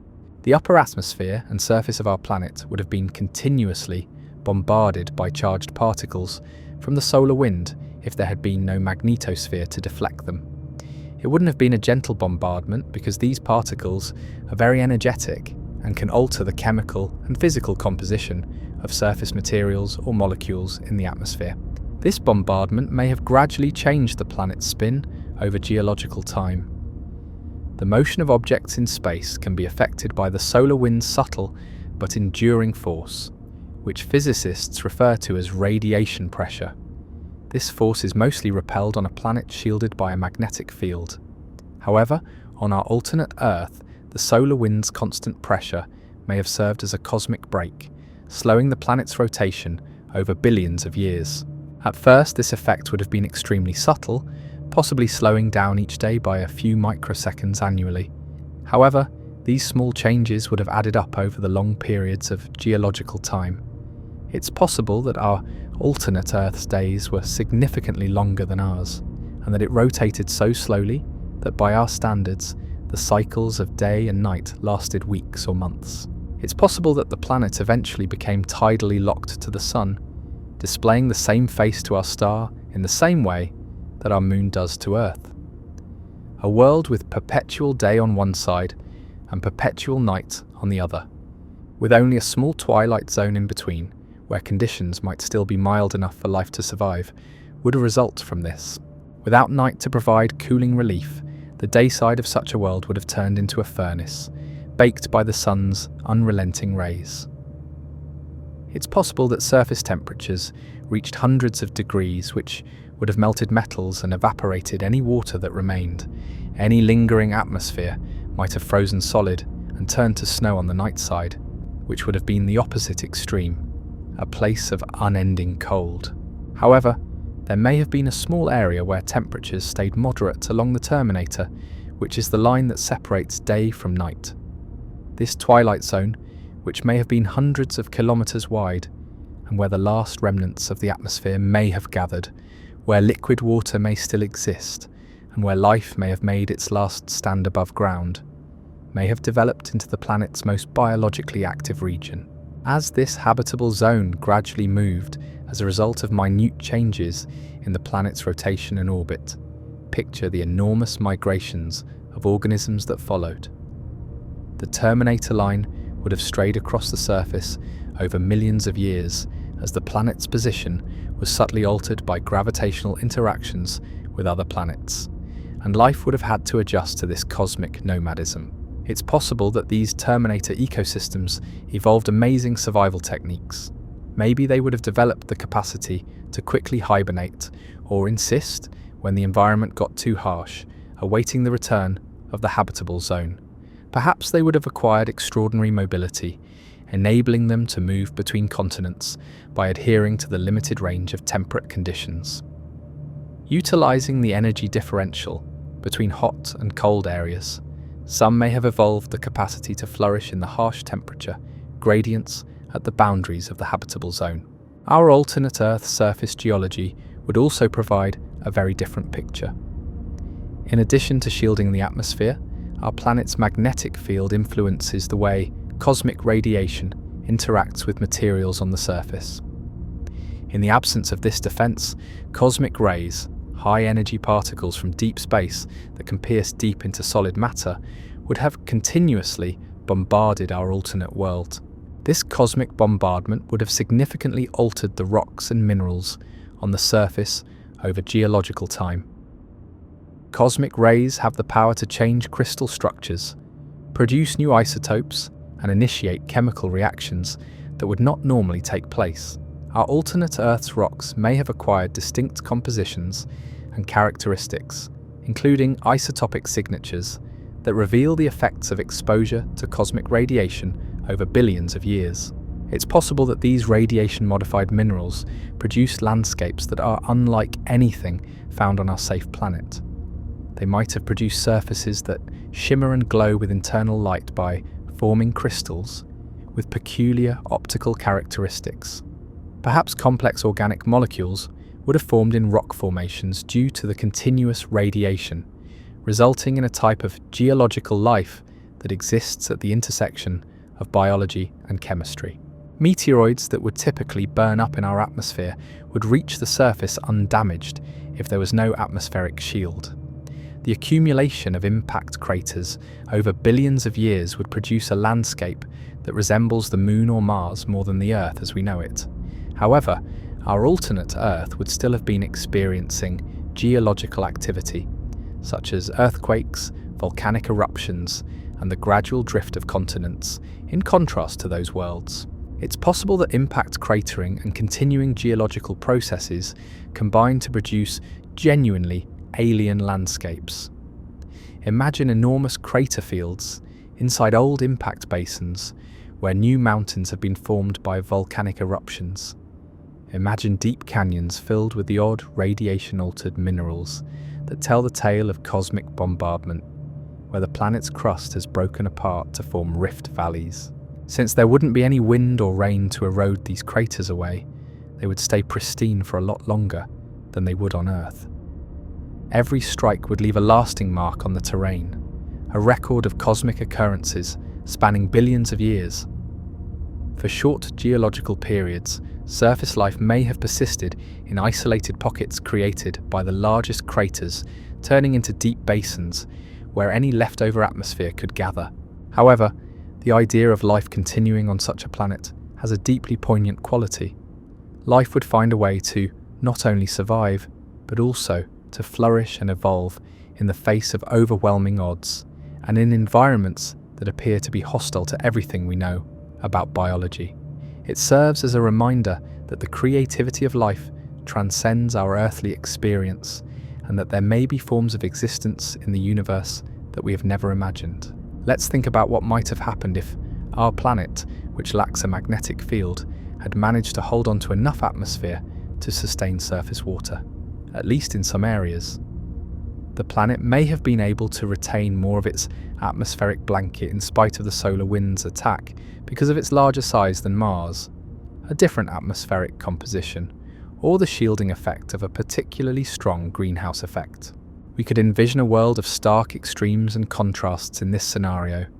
In the deepest basins, the surface may be dominated by huge shallow seas, shielded by whatever thin atmosphere was left. Due to billions of years of evaporation under intense solar radiation, these seas may be extremely saline. These waters' chemistry would be completely different from that of the oceans on Earth today, possibly full of dissolved minerals and other substances that complex ecosystems have never had a chance to process. Compared to the comparatively fresh waters of Earth's oceans, the salinity of these seas may be so high that they resemble liquid mineral deposits. However, life's extraordinary tenacity may have allowed it to flourish despite these extremely salinized conditions. Some living things on Earth already survive in extremely salinized environments, such as salt lakes, subterranean brine deposits, and the saltiest parts of our oceans. It's possible that life in these extraterrestrial waters took on nearly crystalline forms, creating complex structures out of the many minerals dissolved in the extremely salinized environment.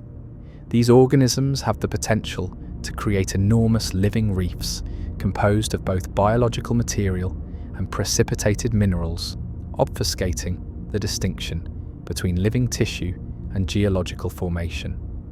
They may have developed the ability to manipulate mineral precipitation, creating structures and shells out of dissolved salts with such accuracy that human engineers would be envious. Such a world, with its surface painted in colours that have no corresponding hues in the earthly palette, might seem to sparkle and shine with an unearthly beauty from space. Unusual light reflection from the hypersaline seas could produce crystalline landscapes that shimmer. Large salt flats that stretch to the horizon, where these seas met the land, may have been covered in mineral deposits and resilient microorganisms that gave them their vivid hues. The continents may have been left as huge empty stages for purely geological dramas due to the absence of complex land life. Without animals to mix and disturb sediments and plants to break down rock and produce soil, the landscape may have stayed mostly the same for billions of years. It's possible that old mountain ranges remain intact, untouched by the erosion that shapes the surface of our planet. Canyon systems of amazing size and geometric accuracy could be formed by rivers, if there were any, cutting deep, straight channels through bedrock. Without the biological cycles that mold the surface of our planet, these geological processes would have continued to function. There wouldn't be a nitrogen cycle fueled by bacterial activity, an oxygen cycle sustained by photosynthesis, or a carbon cycle powered by living things. Rather, geological processes such as volcanic outgassing, mineral weathering, and chemical precipitation would be the only factors influencing the chemistry of our alternate Earth. This may have eventually produced chemical environments that are entirely different from what we're used to. Unusual chemical compounds that only form under particular temperature, pressure, and radiation exposure conditions might have taken over some areas. Forms of life that use completely different biochemistries from anything on Earth may exist in these chemical landscapes. These organisms may breathe sulfur compounds, metabolize metals, and construct their cellular structures from minerals rather than organic molecules. The quiet of our alternate Earth, however, might be its most poignant feature. The sounds of life are all around us, the rustle of leaves in the wind, the distant crash of waves formed by tidal forces influenced by marine ecosystems, the choruses of insects in the summer evenings, and the songs of birds that greet each dawn. We hardly ever notice these sounds because they are so ingrained in our daily lives, but they are the manifestation of billions of years of evolutionary creativity expressed through rhythm and vibration. In the absence of complex surface life, our alternate world might only be familiar with the sounds of geology, the crack of thermal expansion and contraction as surface materials heat and cool with the extremes of day and night, the whistle of thin wind across desolate landscapes, the crash and hiss of volcanic eruptions, and the rumble of earthquakes as tectonic plates shift and grind against one another. However, there may be sounds we have never heard before in the depths, in those safe underground worlds we previously envisioned. The faint vibrations of vast microbial communities going about their ancient business, the bubble and gurgle of geothermal springs, and the subtle chemical hiss of mineral precipitation. These would be the hints of an alternative existence, one that is just as real despite being outside of our experience. These subterranean ecosystems may have evolved their own acoustic communication systems. Imagine a planetary nervous system that spans continents with microbial communities communicating via chemical signals transported by subterranean water systems. A sort of geological music that narrates the persistence of life in the deep may be produced by the patterns of these chemical communications. Our alternate Earth's interaction with cosmic forces may have produced intriguing effects as it grew older, and its relationship with space continued to change.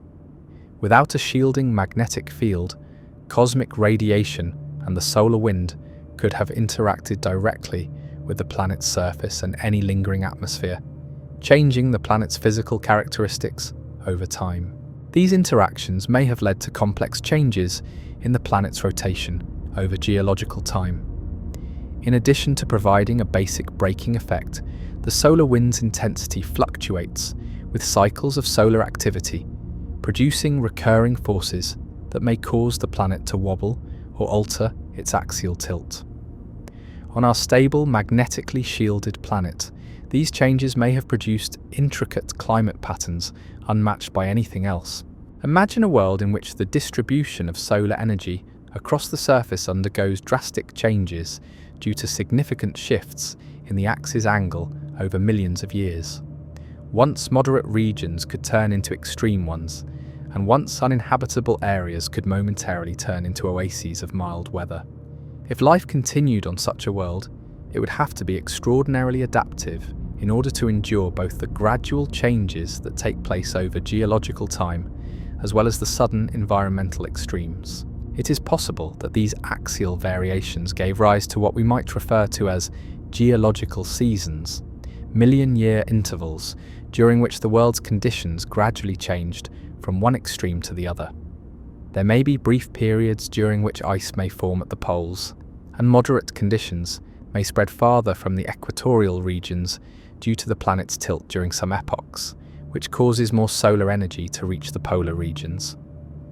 The planet may tilt more sharply in other eras, focusing solar energy at the equator and intensifying the polar regions. It's possible that organisms that have adapted to such a world have developed amazing survival mechanisms for these geological seasons. It is possible that some species have evolved incredibly long lifespans, surviving several axial shifts. Others may have developed the capacity to go into suspended animation for millions of years in order to wait for the right circumstances to reappear. As climate zones gradually change due to the shifting axial tilt, still others may have developed extraordinary mobility and migrated across continents. It's possible that special atmospheric chemistry was produced by the interaction of cosmic radiation with any residual atmospheric gases. High-energy particles would continuously interact with atmospheric molecules in the absence of a strong magnetic field, causing chemical reactions that wouldn't normally take place. Unusual compounds that are absent from Earth's protected atmosphere may have been produced by these reactions. Life may have benefited from some of these radiation-induced chemical reactions. They might have produced intricate organic compounds that organisms with the necessary adaptations could use as nutrients. Perhaps the steady stream of cosmic radiation would have pushed atmospheric chemistry in ways that would have made the environment more conducive to some forms of life. But let's put these hypothetical situations aside and think about what would have happened to one important part of the history of our planet. The evolution of consciousness and intelligence had Earth's magnetic field not existed. In addition to billions of years of evolution, exceptionally stable conditions over extended periods of time were necessary for the transition from simple microorganisms to sophisticated, thinking beings.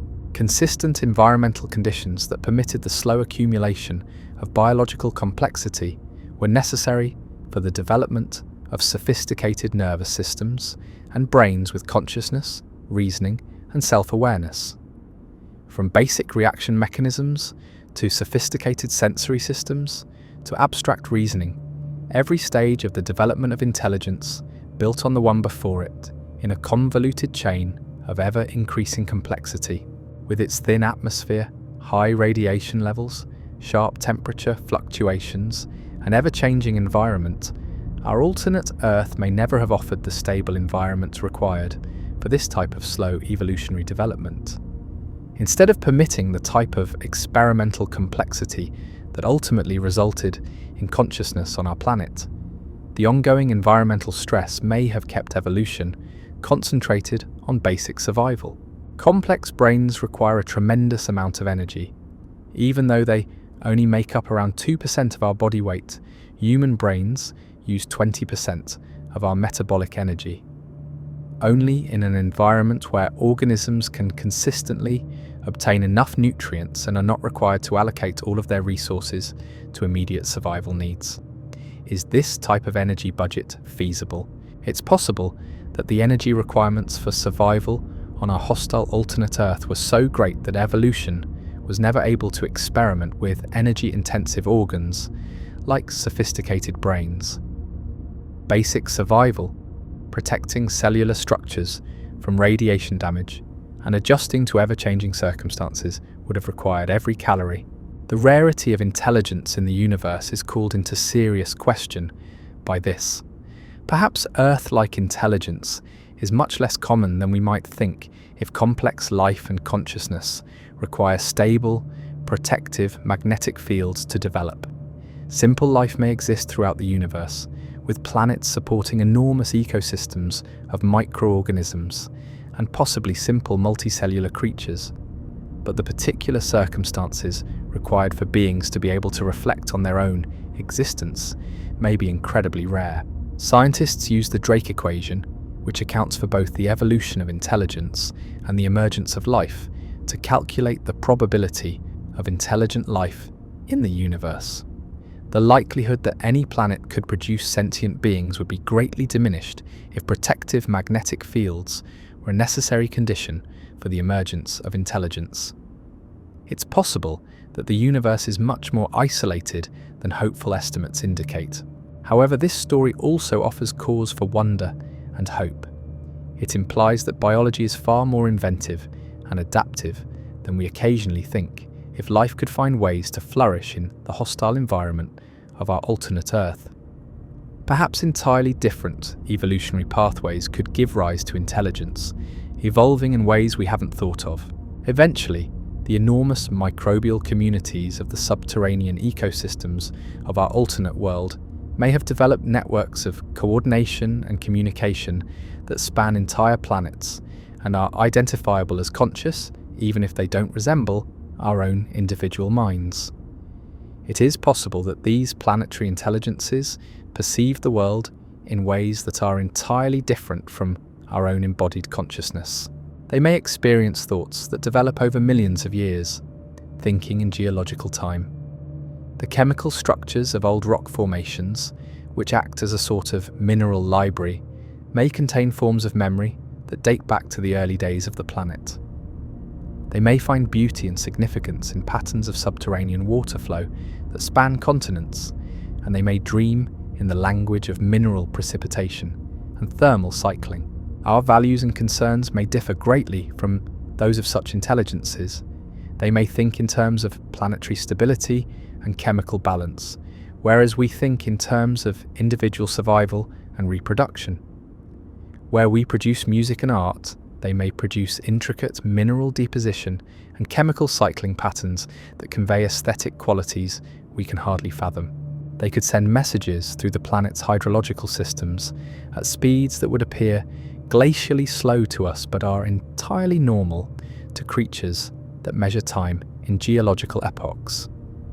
They could do this by subtly altering the chemistry of the groundwater.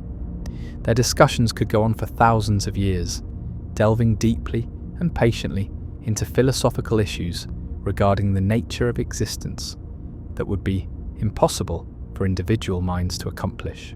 Through their planet's reactions to gravity, these planetary minds may have eventually developed an awareness of the universe outside of their own, picking up on the rhythms of celestial mechanics. They may have formed a science based on emotion and intuition rather than outside observation, gaining a profound understanding of physics and astronomy via first-hand experience of how cosmic forces impact their environments. It's important to consider what this thought experiment tells us about our own world and our place in the universe as we draw to a close our exploration of the potential history of this alternate Earth. Because it is so completely dependable, it is easy to take for granted the invisible, intangible magnetic field that envelops our planet. For billions of years, it has been keeping us safe by silently and continuously preserving the circumstances that allow us to exist. This invisible guardian is responsible for every breath you take while listening to this, every instance of stable weather you've ever had, and every sunset you've ever savoured. Because of the ability of our atmosphere to retain and disperse heat, your room is currently at a comfortable temperature.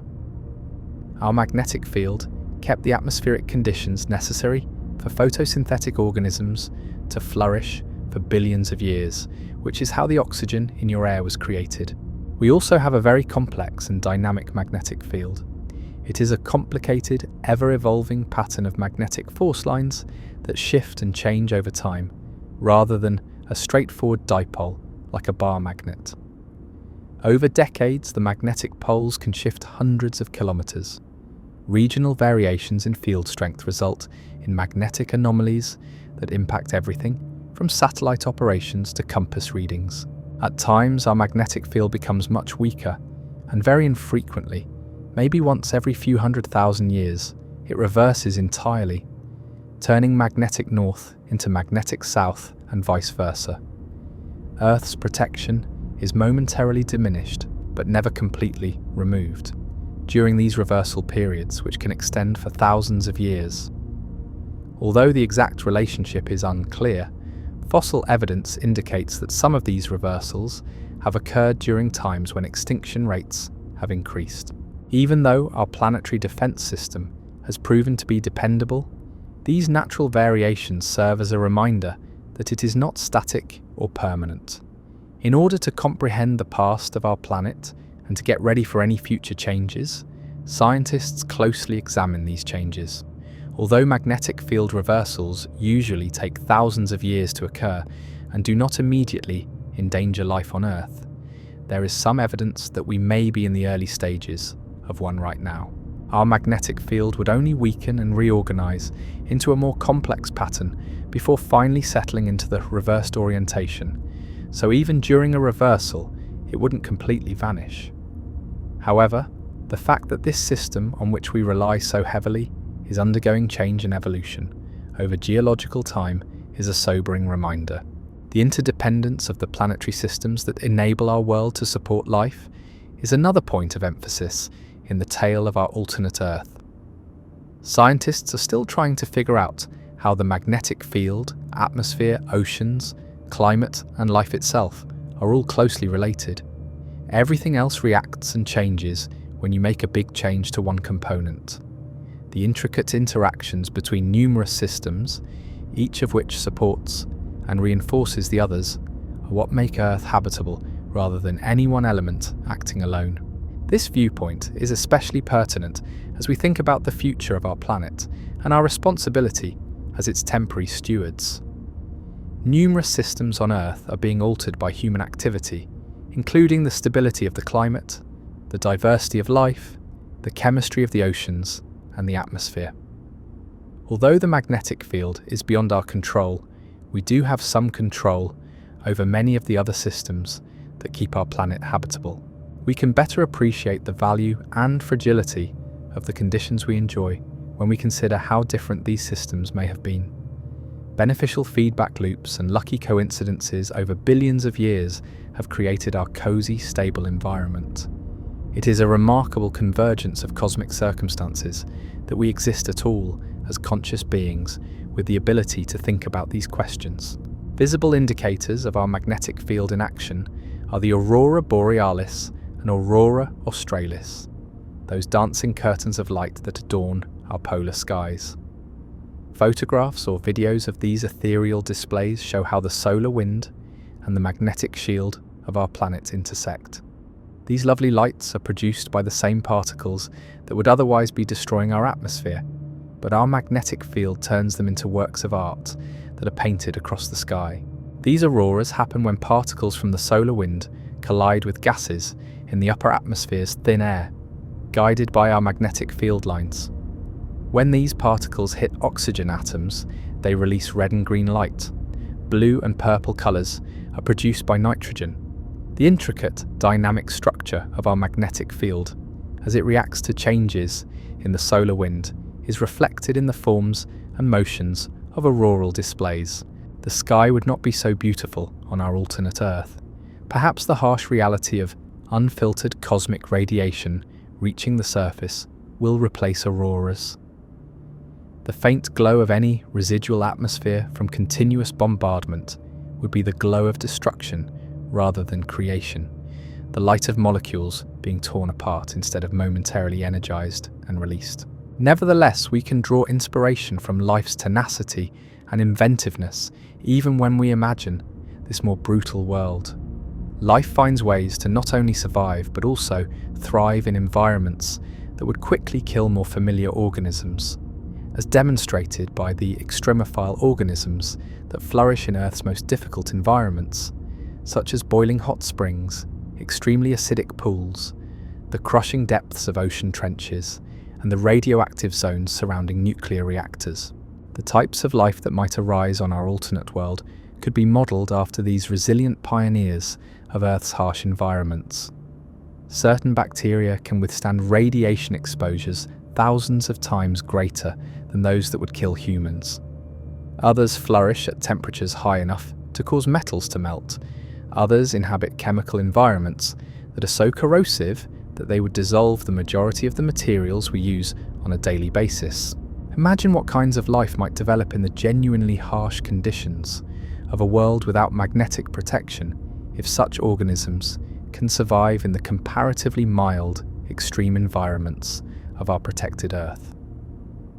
By our standards, these organisms may develop biological processes that are almost magical, metabolisms that obtain energy from chemical processes we consider destructive, cellular structures that operate at temperatures that would vaporize organic molecules as we know them, and the capacity to repair radiation damage more quickly than it accumulates. These extreme organisms may have evolved into complex ecosystems unlike anything we have seen in our alternate Earth's billions of years of evolution, even without the abundance of energy that photosynthesis gives our planet. They might have evolved strategies of competition and cooperation that produce complex networks of interaction. All life on our alternate Earth would have continued to rely on chemical energy sources, such as the heat and chemical gradients produced by geological processes in the absence of photosynthesis. However, this does not imply that such a world would be any less complex than our own. It would simply be different. Rich, complex biological communities can exist completely without the presence of sunlight, as demonstrated by the ecosystems surrounding hydrothermal vents in the deep oceans of Earth. In addition to bacteria, these vent ecosystems are home to complex animals like fish species that are unique to Earth, giant tube worms, and unusual crabs. They establish their own food webs using only chemosynthesis, demonstrating that photosynthesis is not necessary for biological complexity.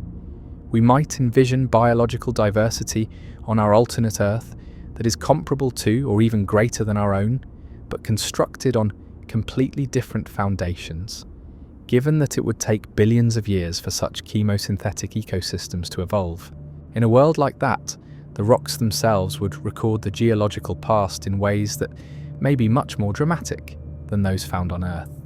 The interaction between the planet's interior and surface may have produced mineral formations and geological structures that tell tales of cosmic bombardment, atmospheric loss, and chemical extremes if there had been no life to buffer and moderate chemical processes.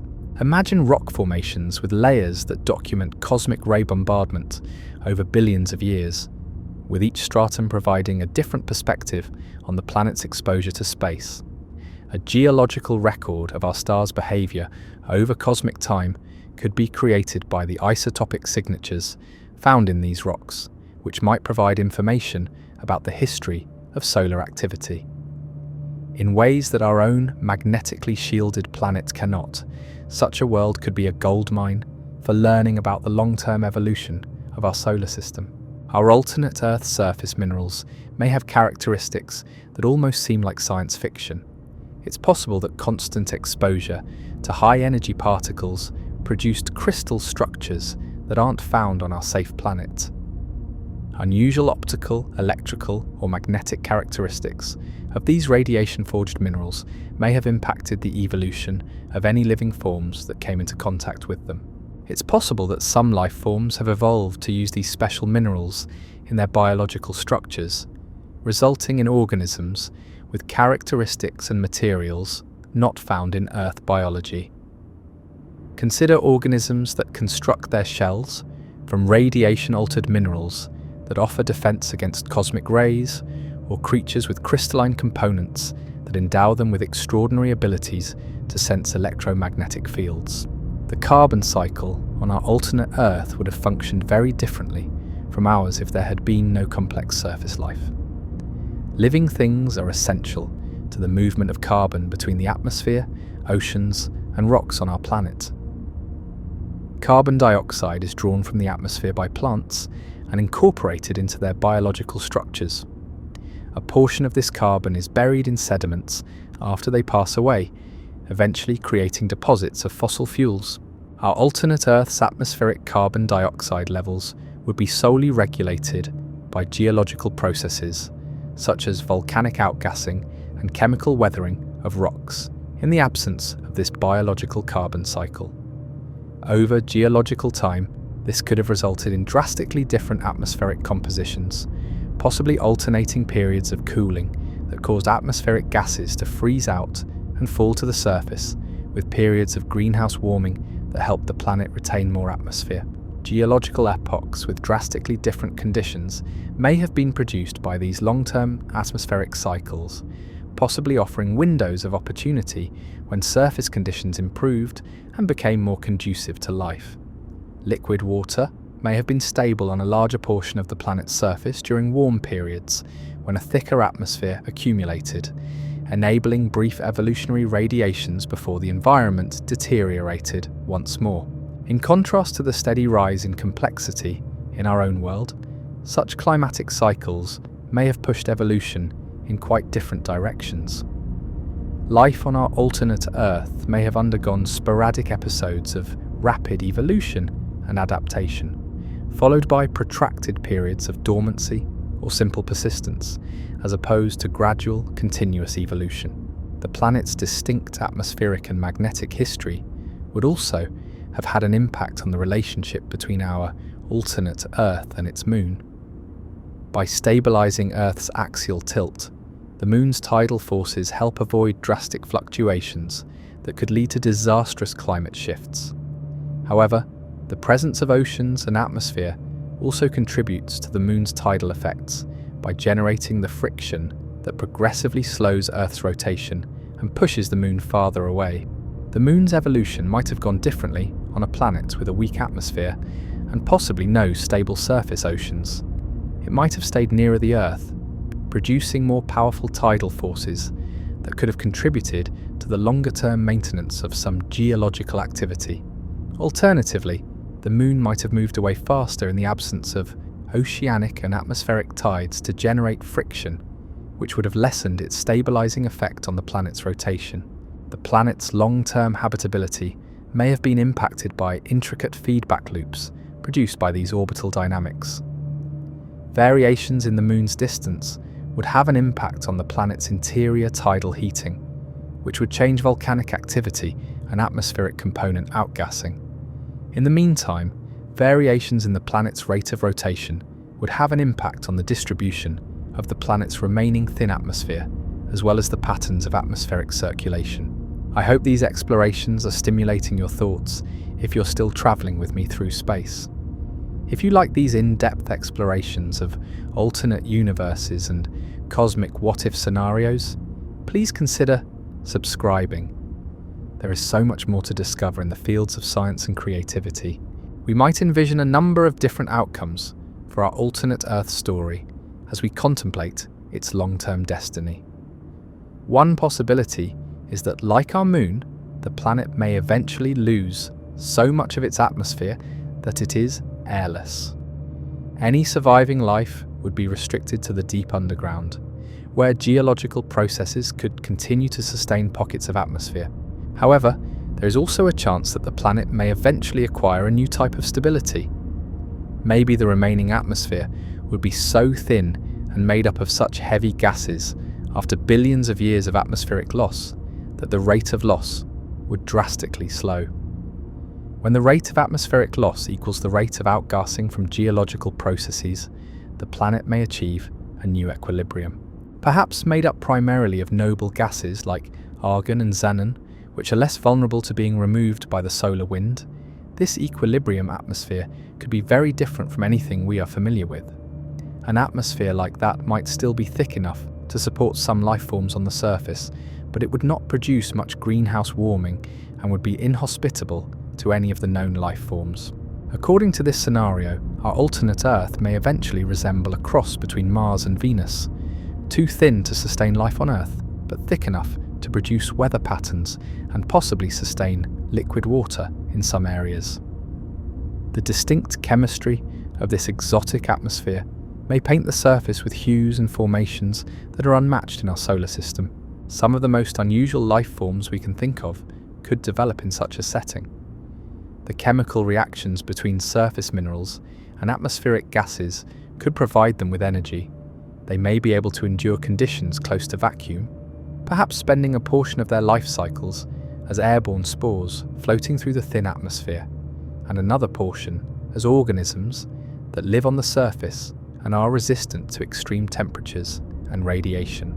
It's possible that these organisms have developed extraordinary senses and reactions to cosmic radiation, possibly utilizing it as a source of information as well as energy. They may be able to identify and decipher the minor changes in cosmic ray intensity brought on by solar cycles, seasonal shifts in Earth's orbit, and even the planet's journey through various galactic regions. Such organisms may acquire a far more profound understanding of astronomical cycles than humans over cosmic timescales. Their genetic material or behavioral patterns may contain information about galactic dynamics, stellar evolution, and the long-term changes in the environment of our solar system, making them living libraries of cosmic history. The most intriguing possibility for our alternate Earth, however, is that intelligence might eventually appear, albeit in a form so dissimilar from our own that we might not recognize it as consciousness right away. The subterranean microbial networks on the planet may eventually develop a level of collective intelligence that enables them to reflect on the nature of the universe and their own existence. Consciousness may be experienced by such a planetary mind in ways that transcend both global space and geological time. Its ideas could develop over millions of years, encoded in the gradual chemical alterations of ecosystems at the continental scale. The mineral structures of old rock formations may contain its memories, forming a kind of geological consciousness that retains knowledge of the planet's whole past. Eventually, this planetary intelligence may be able to perceive the universe outside of its own planet, detecting the gravitational pull of other planets, the shifting cosmic radiation intensity as the solar system passes through the galaxy, or even the minute impacts of far-off stellar explosions on the chemistry of its planet. Instead of the external observation that defines human science, it might create a science based on first-hand experience of cosmic forces. Individual minds like ours may have very different values and concerns than such a being. It may be more concerned with planetary stability and cosmic harmony than we are with our own personal survival and happiness. The orchestration of global chemical cycles and the creation of stunning mineral formations that span continents are two examples of how creativity can be expressed in literature and art. This planetary consciousness may eventually even discover methods to connect with the universe outside of its own world. It might be able to produce detectable signals by altering the magnetic field or atmospheric composition of its planet. It could use controlled variations in the planet's interaction with the solar wind or subtle changes in the planet's infrared signature to convey messages. A network of planetary minds exchanging information across interstellar distances could be formed if such intelligences were present throughout the universe. As patient and tenacious as the geological processes that gave rise to their consciousness, their communications may develop over millions of years.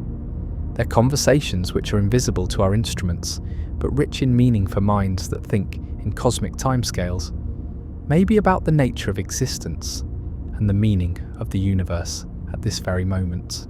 As we get ready to wrap up our exploration of this alternate history, let us pause to consider the incredible series of events that brought us into this world. The right planet's size to sustain liquid metal in its core, the right rate of cooling to establish convection currents, and the right rotation rate to produce the Coriolis effect required for field generation, all played a complex role in the development of Earth's magnetic field. Our world might have gone in the direction we've been envisioning tonight if any of these elements had been substantially different. Rather, by what appears to be a remarkable cosmic accident, our planet created and preserved the magnetic shield that allowed us to exist. Because of this protection, our atmosphere was able to stabilize and thicken. It created the conditions for photosynthesis to develop and change the chemistry of our planet. Over billions of years, it established the stable conditions necessary for complex life to develop, eventually giving rise to consciousness and intelligence. With its astounding diversity of ecosystems and life forms, it enabled the rich biosphere that envelops us today. Maybe you'll become more conscious of the unseen forces that guard and surround you as you fall asleep tonight. The magnetic field that envelops our planet like an unseen hug is responsible for everything, from the air you breathe to the steady temperature that keeps you comfortable to the shielding from cosmic radiation that keeps your cells functioning normally. Though it is based on actual science and real possibilities, our voyage through the alternate Earth has been a thought experiment. Mars serves as a reminder that planets can lose a large portion of their atmosphere and their magnetic shield. What can occur when atmospheric conditions drastically change over planetary timescales is demonstrated by Venus. In its stable, magnetically shielded state, Earth may be more unique and valuable than we frequently think. However, this story also contains wonder and hope. We have learned that life is extraordinarily inventive and persistent. Biology manages to adapt and flourish even under the most trying circumstances. There may be life forms in the universe that exist under circumstances we think are unthinkable, intelligence that arises through unimagined channels, and consciousness that perceives the world in ways that are entirely different from our own. We get hints of what might be possible elsewhere in the universe, from the extremophile organisms that flourish in the harshest conditions on Earth. Rich biological communities can arise without the need for sunlight, as demonstrated by the intricate ecosystems that surround deep-sea hydrothermal vents. The universe may be far more alive than our earthly perspective occasionally permits us to imagine, given the extraordinary adaptability and inventiveness of life on our own planet. One of the universe's most amazing accomplishments may be our own consciousness, our capacity to reflect on these issues and envision different planet histories. This chain of emergence, matter organizing into atoms, atoms into molecules, molecules into cells, cells into organisms, and organisms into beings with the ability to question their own existence, may be extremely uncommon in the cosmic context, or it may be more frequent than we think, simply taking on forms we haven't yet learned to identify. We are also reminded of the significance of the systems we frequently take for granted by the tale of our alternate Earth.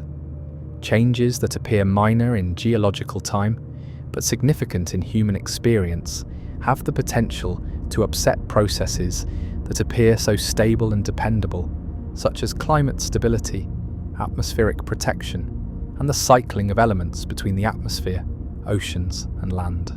The tale of what Earth might have been without its magnetic field serves as a reminder of how valuable our current circumstances are, especially in light of the problems we face today with climate change and environmental disruption. Even though we can't control the magnetic field of our planet, we can still affect a lot of the other systems that keep our planet habitable. The kind of world we leave for future generations will depend on the decisions we make regarding conservation, technology, energy use, and land use.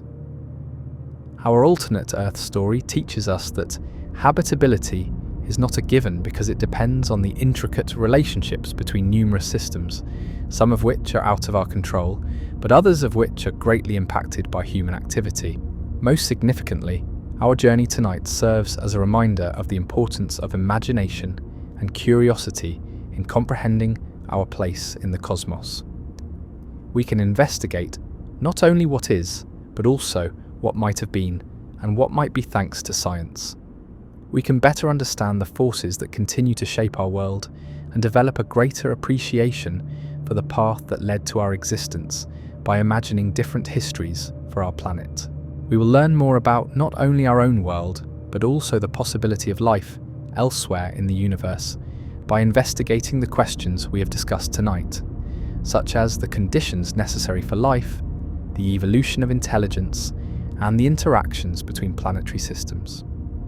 We will be searching for the clues that tell us whether those far-off worlds have the kinds of defense mechanisms that allowed life on Earth to exist as we improve telescopes and more advanced methods for researching planets around other stars.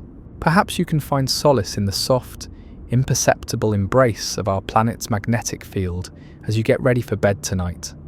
It had existed for a very long time before life appeared, and hopefully it will still provide refuge and protection for our planet long after human civilization has assimilated into its prehistoric past.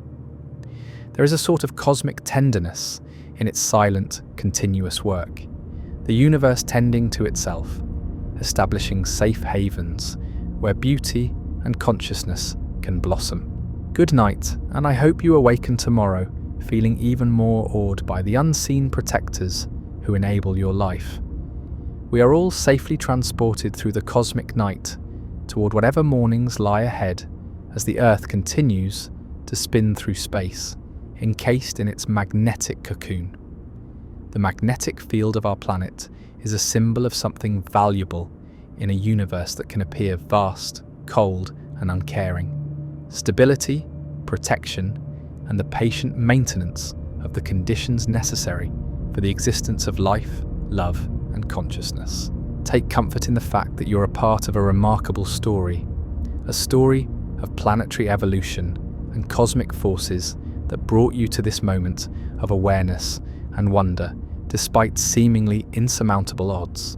You live on a planet that has sustained life for billions of years, are composed of star stuff, are shielded by invisible fields, and are warmed by a nearby star. That is no small miracle in the vastness of the universe. I hope you'll keep learning about the amazing tale of our planet and its place in the universe, if this voyage through time and space has piqued your interest. Numerous opportunities exist for us to view the world from a different perspective and recognize the extraordinary nature of things we frequently take for granted thanks to science. Rest in peace, knowing that you are protected by forces you cannot see, but that are always looking out for you. Until we cross paths again in another investigation of the mysteries of the cosmos.